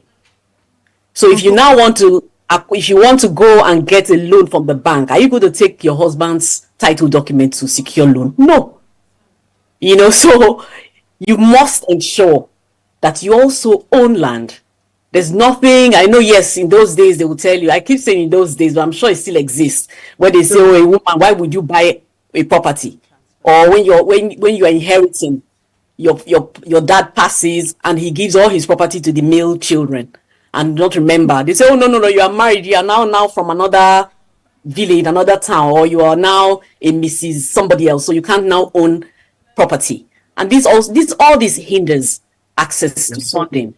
But then, thank God for the microfinances of this world that also have products specially made for women. These products are available. If you go networking with fellow women, they will tell you how they've accessed funds, because if you don't have these funds, you can't start your business. Neither can you grow your business. So it comes to the importance of professional networking. Speak to women who have done it, and they will tell you the way to go, to be able to access funds, to start your own business, to grow your own business. So that's so important. And then, apart from microfinances, most of even the bigger banks are now doing things for women. Sometimes they're doing it because they want to be seen to be gender, equal, to show that we're an equal opportunity bank. Why not take advantage?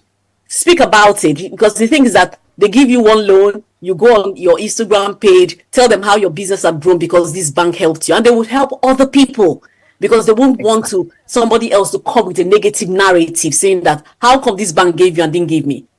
That's the way to actually push things. They use your social media in a way that it will help you and help other ladies, other women in the industry. So that's another one. Another thing is, our fear that I think Tosin talked about women being risk averse. But if you don't go out there to take loans, you would not have a credit rating. And if you don't have a credit rating, another financial institution would not give you loans. So I'm not saying you should go there and take out billions that you can't pay for. Be reasonable, start small, but you must grow your credit rating so that you can access further funding. And then another way to beat this financial barrier is to come together. Some people call it crowdfunding, some people call it Osusu. They have different names they call it. Come together with 2 of your friends, come together with 3 colleagues, put money together, start something. Like Tosi talked about, oh, well and good, we want to play safe by saving money in their account, but with the latest FX naira devaluation and the crazy FX rating, exchange rate out there, your savings that used to be worth something is worth nothing. So you can't be bragging that you have millions of naira in the bank saved, because right now it has been divided by 4. So you must come together, come with your friends and invest. There's nothing that is more lucrative than investing in real estate. So even if you can't buy a house, you can buy a piece of the house, buying shares in the REITs. So there's a lot of education out there. Thank God for AI. Go there, ask questions. Tell me, how do I do this? And it will tell you how to do this. And you can own real estate. You don't have to be a billionaire to own real estate. 4 of us here can actually buy multi-million-dollar houses if we put our funds together. Research, find out how to do it. There's no way to grow wealth there's no other way to grow wealth than through real estate. So that's my own tidbits. Thank you, Uzo, so much. To help you climb the wealth just barrier. reiterated our comment with regards to your Stronger Together. Start off with a group of friends. That'll help you build your confidence and give you experience. We're running out of time, but I'll just have one last quick question for Ada, which is, what role do you think men play in advocating for women's rights and addressing socioeconomic limitations? Okay, so that's a really good question, right? Because I don't want it to seem like we're just here bashing the other gender, right? We can actually work with them. I know that in most regions, women have actually overtaken the men in terms of even educational attainment, especially at the tertiary level. Where we start running into murky waters is when we now get into the workplace, right? Or even our ability to even get into the workplace, right? And so there was a study I saw recently, I think it was the International Labour Organization. So they said in 1990 that there was a 41% participation level of women in the global workforce, right? And then, fast forward 2022, that's over 32 odd years. We've only just moved the needle slightly and moved up to about 52% participation in the workplace. So it's taken us over 3 decades just to make 26%. So there's a lot of work that needs to be done, right? And that's where, ourselves as well as, the other gender come in. So men do have a role. A lot of them are at the helm of affairs at their various corporations and all that. They can start by having inclusive policies. It's not just about, because I know that there's sometimes, I've actually gotten, job descriptions or job, I'm looking for someone, I want preferably a guy. And then you then dig deeper. Okay, so why do you want a guy? Oh, because a guy can travel at will. The women will always come up with one excuse or the other. Oh, I just find that men are more rugged and things like that. So by the time all these biases, and they're just there, all these biases, even some of us too, as female leaders, I've actually found myself saying, oh, I need to get a fund manager, and I think I'd prefer the fund manager to be a guy. And I've had to even call myself to orders and it shouldn't be about a gender thing. It's about who is the more, qualified person, right? Because you find that, we women as well, we also need to step up to the plate. And I say that all the time. We need to step up to the plate. When you're given an opportunity, don't mess it up for the next person, right? Because because some of these people are also coming from a place of trauma. They've tried employing women that have come into the organization, given attitude, they can't work with them and all that. I'll tell you how important it is for you to be a team player and for you to be able to work together with people, or to have that likability index, as I personally call it.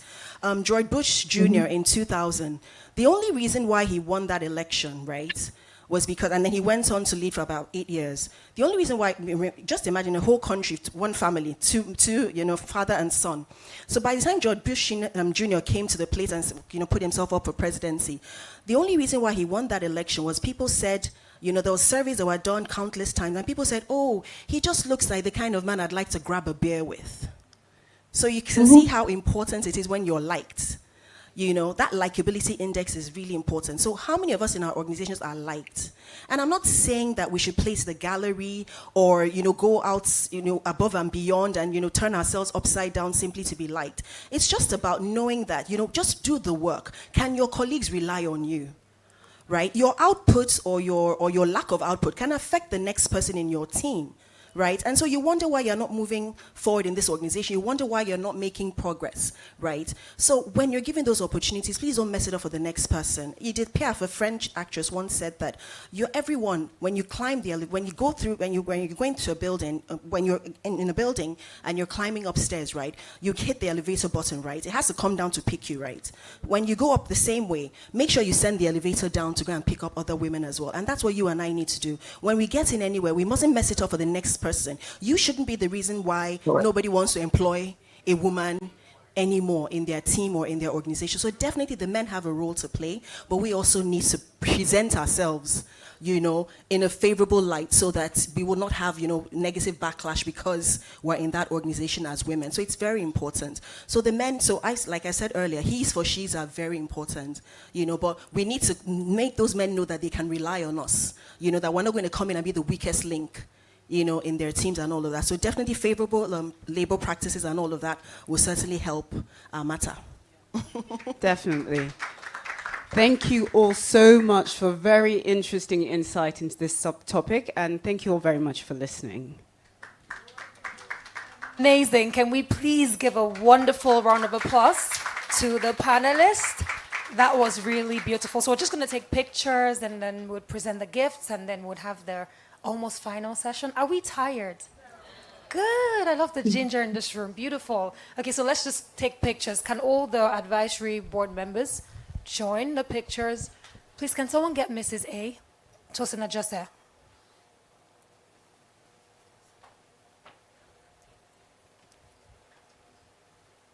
One thing I kept hearing was mentors, the role of mentorship, you know, and also courage. I feel like courage is a very powerful word that we don't really talk about. We need to be more courageous and, you know, demand for what is ours, of course, preparing ourselves for the opportunities. We're taking pictures first, ma'am.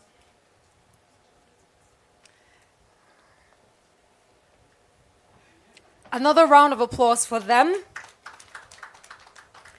I'd like to call on Kende Oshileye. Anyway, we have to catch up. And We do, definitely. to come and make the presentation of the gifts.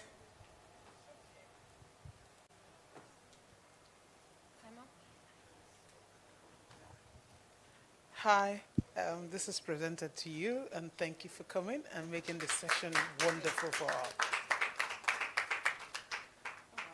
Okay, there's more. All of that. It was really nice having you, and thank you for your time. We can see the video.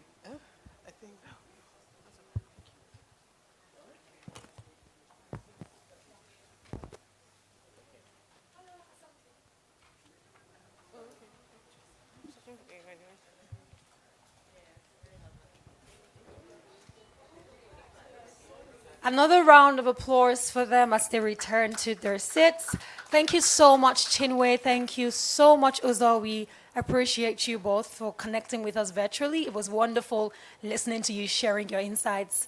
Thank you so much. And can we please celebrate them as they return to their seats? Keep clapping till they get to their seats. This has been absolutely phenomenal, right? This has been absolutely wonderful.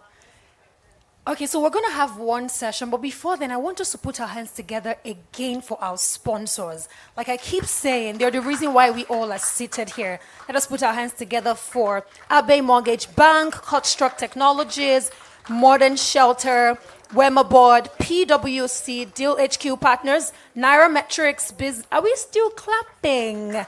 Nairametrics, Business Day, Hustle Lifestyle Magazine, Financial Nigeria, and MRC. Thank you so much. We appreciate you. Thank you for making this happen.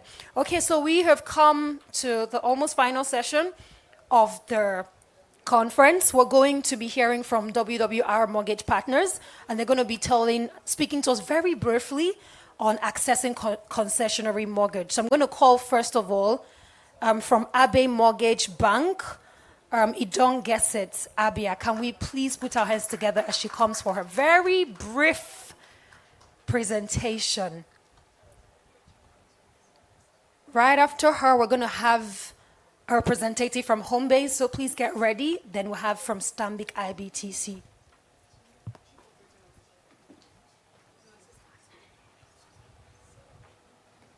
Good afternoon, everyone.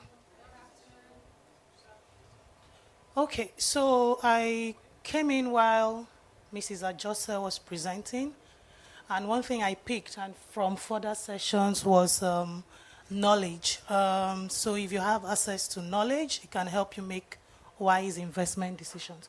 So Abbey Mortgage Bank is a primary mortgage bank with 32 years experience. So it's a bank, you do savings, you do investment, and Azomta, would you be sharing? Okay, so I'll just proceed. There were slides, so I'll just talk, yes. So I'll just talk if we don't have that. So in Abbey Mortgage Bank, so we're talking now product investing, opportunities for women to take advantage of. For loans, we do mortgages, you do equity release. So for a mortgage, if you have a property you intend to purchase, so typically people would say mortgage is for buying properties to live in. So if you have need for a mortgage, you purchase a property not just to live in, but for investment opportunities. So you buy a property, do Airbnbs, buy a property, you rent out. So those are investment opportunities. The property keeps appreciating, and of course, your return value would be high. So we also have equity release. For people that do businesses, other businesses, and you already own a real estate property, you intend to draw value from the real estate property, so you can access an equity release. That's for the mortgage bit. Of course, we have partnership with FMBN, with RSA. So at times when you want to get mortgage, the equity bit is not sufficient. So there's a government scheme for people that contribute to your pension. So your pension contribution, you can access 25% to substitute the equity requirements to access your mortgage. Of course, FMBN, National Housing Fund, they give single-digit mortgages. And in the real estate space, we do construction finance, and we have a special product for women. So for construction finance, typically if you want to develop housing units, multiple housing units for sale, so the developers can access construction finance to help them come up with these residential units. And also, there's a special product for women. So what the bank had done was to also encourage women to come up in that space. So we have a product, Wire, Women in Real Estate. So women that have real estate development firm get concessionary rates. So they access that product, Wire. So we know right now interest rates, they're rising. So if you want to obtain financing, it's quite high lending rate. So for you being a woman, you have a concession 400 basis points lower than the typical mortgage rate. So if a typical construction finance is 30%, it means if you're already a woman that has a development firm, you can access financing for your development at 400 basis point. That's good savings. Again, typical construction finance you get for 2 years, but for the Wire products we extend by an additional year, and then moratorium, and then women have access to free advisory seminars and all of that. Again, also for the investment bit, so we also fund developers. So for these products, you come into our ecosystem and we help you get off-takers to take off those units that you develop. Part of that, so one of the things they said is property appreciates. One of our projects at Rosemew, so we know Lekki Ekpe is in New Lagos. We had a project that in January, funny enough, it was going for 90,000 per square meter. Currently, right now, it's about 130,000 per square meter. So imagine someone had invested in that particular scheme. So automatically, that's a 12 million spread. Within what period? I don't know what sort of investment to give that. So we also have something in Kano. So we have a whole lot portfolio of real estate. Well, I'm quite constrained with time. Our head office is at Karimukotu, Victoria Island. We'll be available after the seminar. You can reach out for questions. Thank you. Thank you very much. Can you please put your hands together again for Abbey Mortgage? So like she said, they're going to be available after the conference and we can do well to engage with them. So I'm going to be calling from home base, Uche Amogu. Can we please put our hands together for... Can we please appreciate him? He's a man, you know, one of the very few men in the room. Support us as they've been saying. Good afternoon. Good afternoon, ladies and a few gentlemen. Well, the previous speakers have made the work very easy for me. And thank you for my sister from Abbey. You have also made the work very easy. I just want to summarize what she has just said. I'm supposed to speak about concessionary mortgage. Please go to where we have, can we go down? Let me not take our time on this. Be going down. Just go down. Go down. Okay. When you talk of concessionary mortgage, it implies assessing mortgage beyond what the market says. Going beyond what the market says to assess mortgage.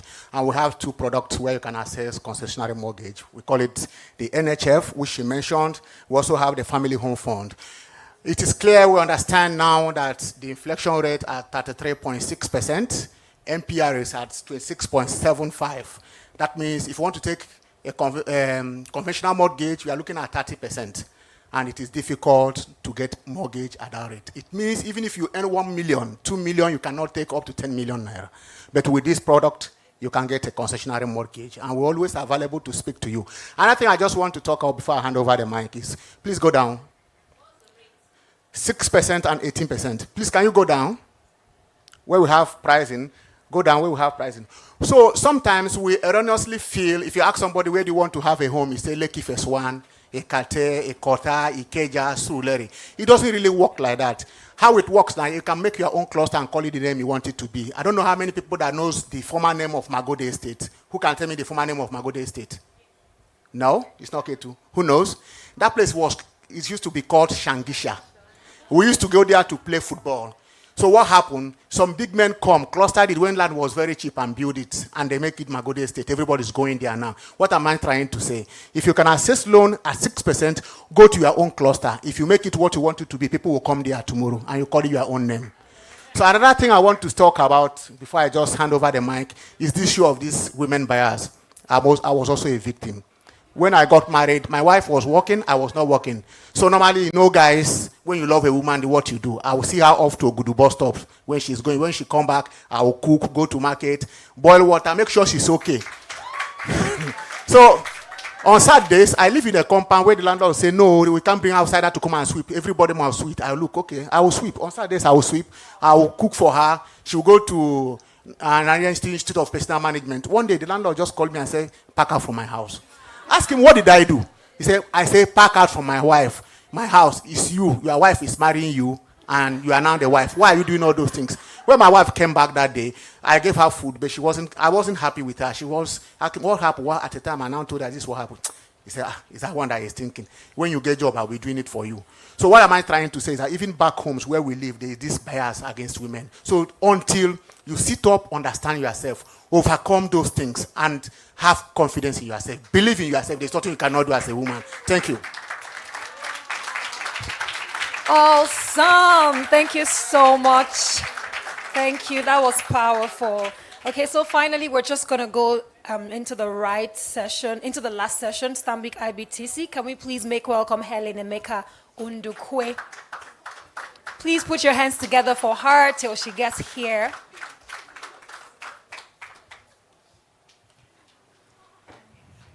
Okay. Good afternoon, lovely ladies and gentlemen. My name is Helen. I'm not sure, but I don't think my slides will come up, but just in case. It would have been awesome to have experienced that slide, but I'll do my best. I would like to start by introducing the brand, which is Stanbic IBTC. Firstly, to thank you for having us participate again this year. We participated last year. Thank you. We really do appreciate and do not take for granted. The men behind this brand are solidly behind the women, right? Which is why I'll still get to the products we have for women. And they are very deliberate about it, which is why we made it as a point of duty to be here. I'm here with my colleague who is a suit head for private banking. So we brought one of our best, private banking, that's the top notch, the affluent, because we want you to belong to that space. I'll move very quickly to who we are. Stanbic IBTC, of course, we are a holdco structure. We're a member of the Standard Bank Group, South Africa. What I mean by holdco structure, your end-to-end financial solution can be gotten from Stanbic. Are you looking for insurance? Are you looking for banking solutions? Are you looking for pension? A lot of us have our pensions seated with Stanbic IBTC pension managers. What are you looking for? Are you looking for stockbroking services? You can find everything on a nutshell. We're an end-to-end financial solution provider. And we are the only Nigerian institution with the Fitch AAA rating, right, across board. So Stanbic IBTC is affiliated to Standard Bank, South Africa, but here in Nigeria, we are the only finance institution that has that Fitch AAA rating. That's the AAA rating, right? That is the highest, grade you can ever get in our world and in the financial world. I'll move very quickly to the value proposition. We would like for every woman, it's our dream, an aspiration for every woman to live boldly. We all know what it feels like when you're broke. Your boldness is shattered. We want you to live boldly. And trust me when I say that we have diverse solutions to help you attain that. We also are very deliberate that you prosper and grow. So it's one thing for you to create wealth. It's another thing to sustain wealth. It's also another thing to preserve and protect it. So these are the indicators that we would like for us to focus on whilst we, go on this journey. So the opportunities, of course, evolves around our everyday banking solutions. I would like to focus on the real estate part of it, but just to gloss through so you have an idea of what you can get when you have, when you commune with Stanbic IBTC. So we have our everyday banking products. That's your regular USSD services, your internet banking solutions, your cards. You will be amazed what your cards can do for you. Your credit card, for example. What credit card does for you is to fund like an overdraft, if you'd like to call it that. It allows you, so it's of course, it's a multi-purpose, fund type of card. You do what you want with it. But it's always advisable that you take borrowings to generate additional source of income. I'll tell you a short story. I had a colleague who took advantage of the credit card.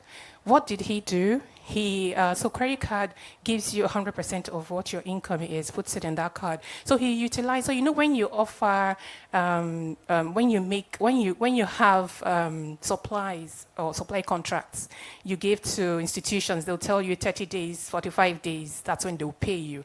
The credit card is a 0% interest-free card if you're able to turn back that funds within 55 days. Okay. Let me speed up to the icing on the cake, which is the mortgage solution. I would like for us to know that we have well over 7,000 shelf-ready properties, right? When you go to eat pepper soup and you say this is a point and kill. 7,000 shelf-ready housing units for the women. Anything for you. So it's for you to point and let us know the one you want. If you are here in this room and you're paying rent, I'm sorry, you should be paying mortgages. You don't have any business enriching any other landlord, right? Pay mortgages.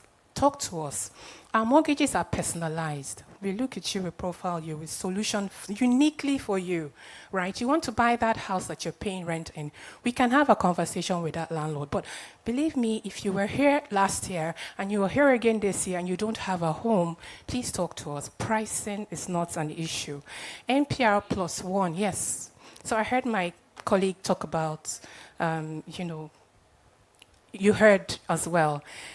MPR, whatever the market, the MPR rate is, we're just going to add 1% margin. And we can still, it's 26.25, right? So we just add 1%. So you literally do the maths. Whatever it is, if it goes down, we do the same. So we want to grow with you. So it's not really about making or maxing out on profit with you. We are very passionate about the women.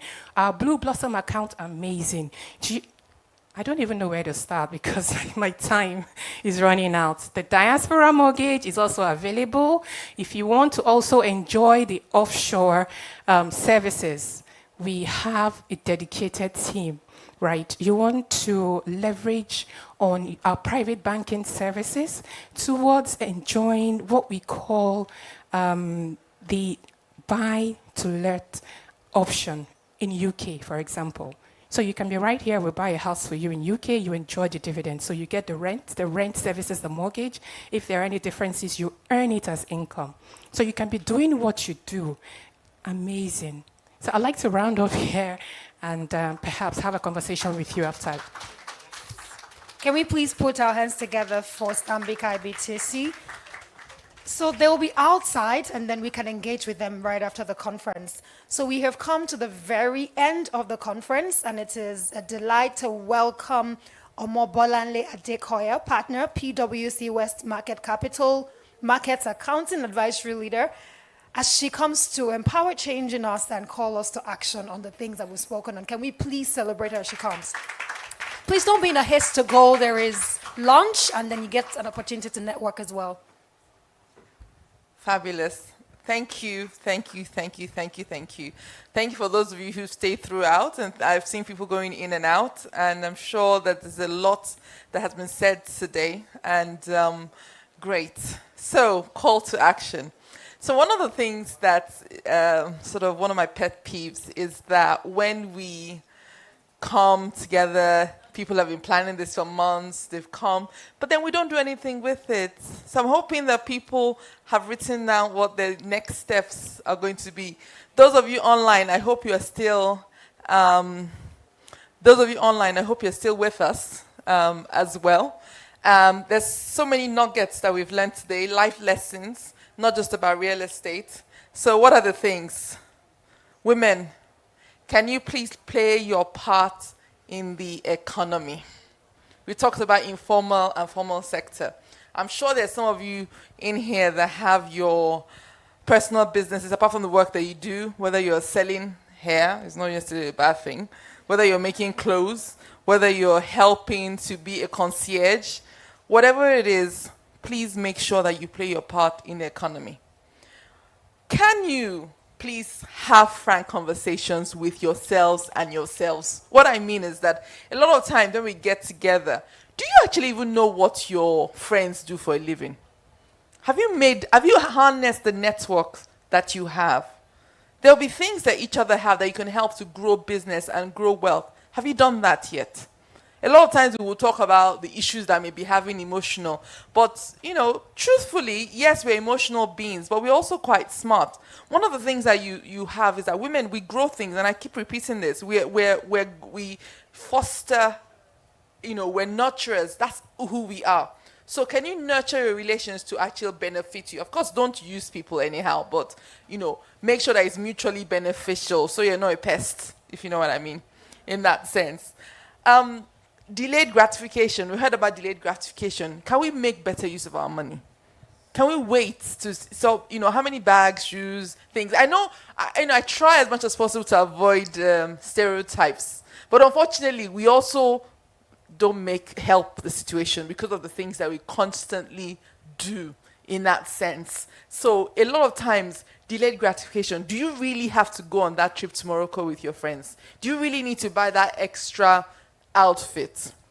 Think about it. You can repurpose. Nowadays we talk about sustainability. Please repurpose the things. And guess what? Once you make your investments, your returns, you can then use it for other things. Yeah, I can testify. I will tell you about, maybe like 22 years ago, I remember there was this bag that my friend had, Louis Vuitton bag, very nice. At that time, I could have afforded it. But at that point in time, I was trying to save to buy my first house. And I looked at that bag and decided house first. And then I bought the bag later. Put it this way, I do have a few of them now. But because I can afford it now. But I made my investments. The other thing is that about taking risk. We talked about risk. Yeah? So sometimes risk is okay. Sometimes it doesn't always go well. We've talked about the good things, but guess what? Some things go horribly wrong. Even last year, I had a deal go bad last year. I was devastated because I thought to myself, Melanie, you should know better by now. But guess what? You learn for the next one. So be open to the fact that not everything works out, but make sure you have your education. You're keeping informed. Just don't leave it lying around in that sense.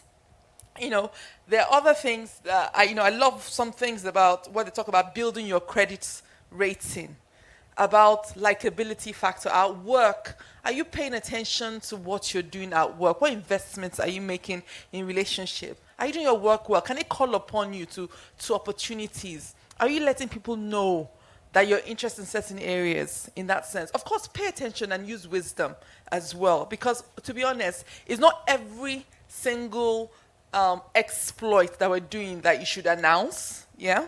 But be wise about it in that sense. So I'm saying a lot of these things. Nobody's writing down. What are you going to do? What are you going to do in that sense? And, a few other things. When you're growing capital, as we said, it doesn't have to be Lekki. There are places in Iju, Ikorodu. Those are some of the places that she has.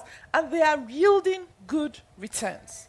So please be committed to financial planning.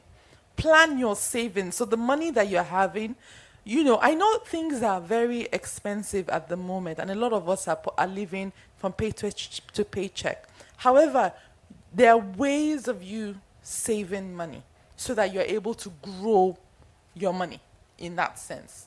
And some of the things that we said. But hopefully we have all enjoyed today. It's been some hours well spent.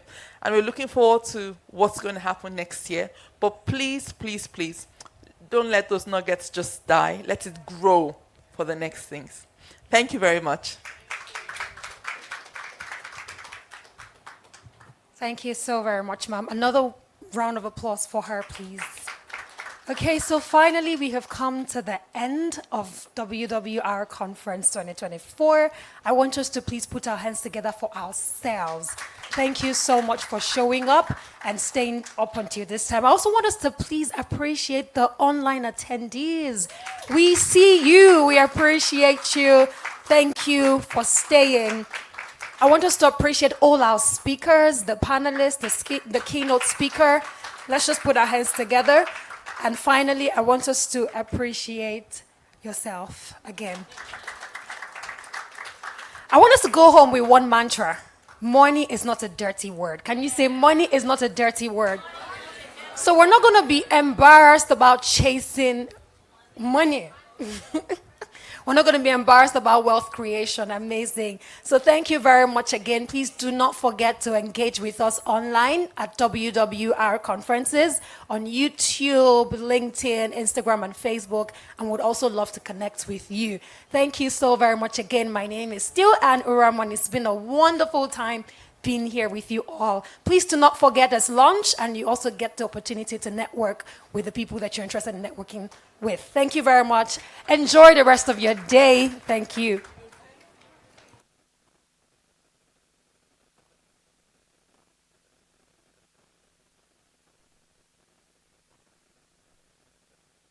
Shout out to Mrs. A. Year after year, we're always doing this free of charge. Thank you so much, Mrs. Tosina Jose, and the entire team for always pulling this off.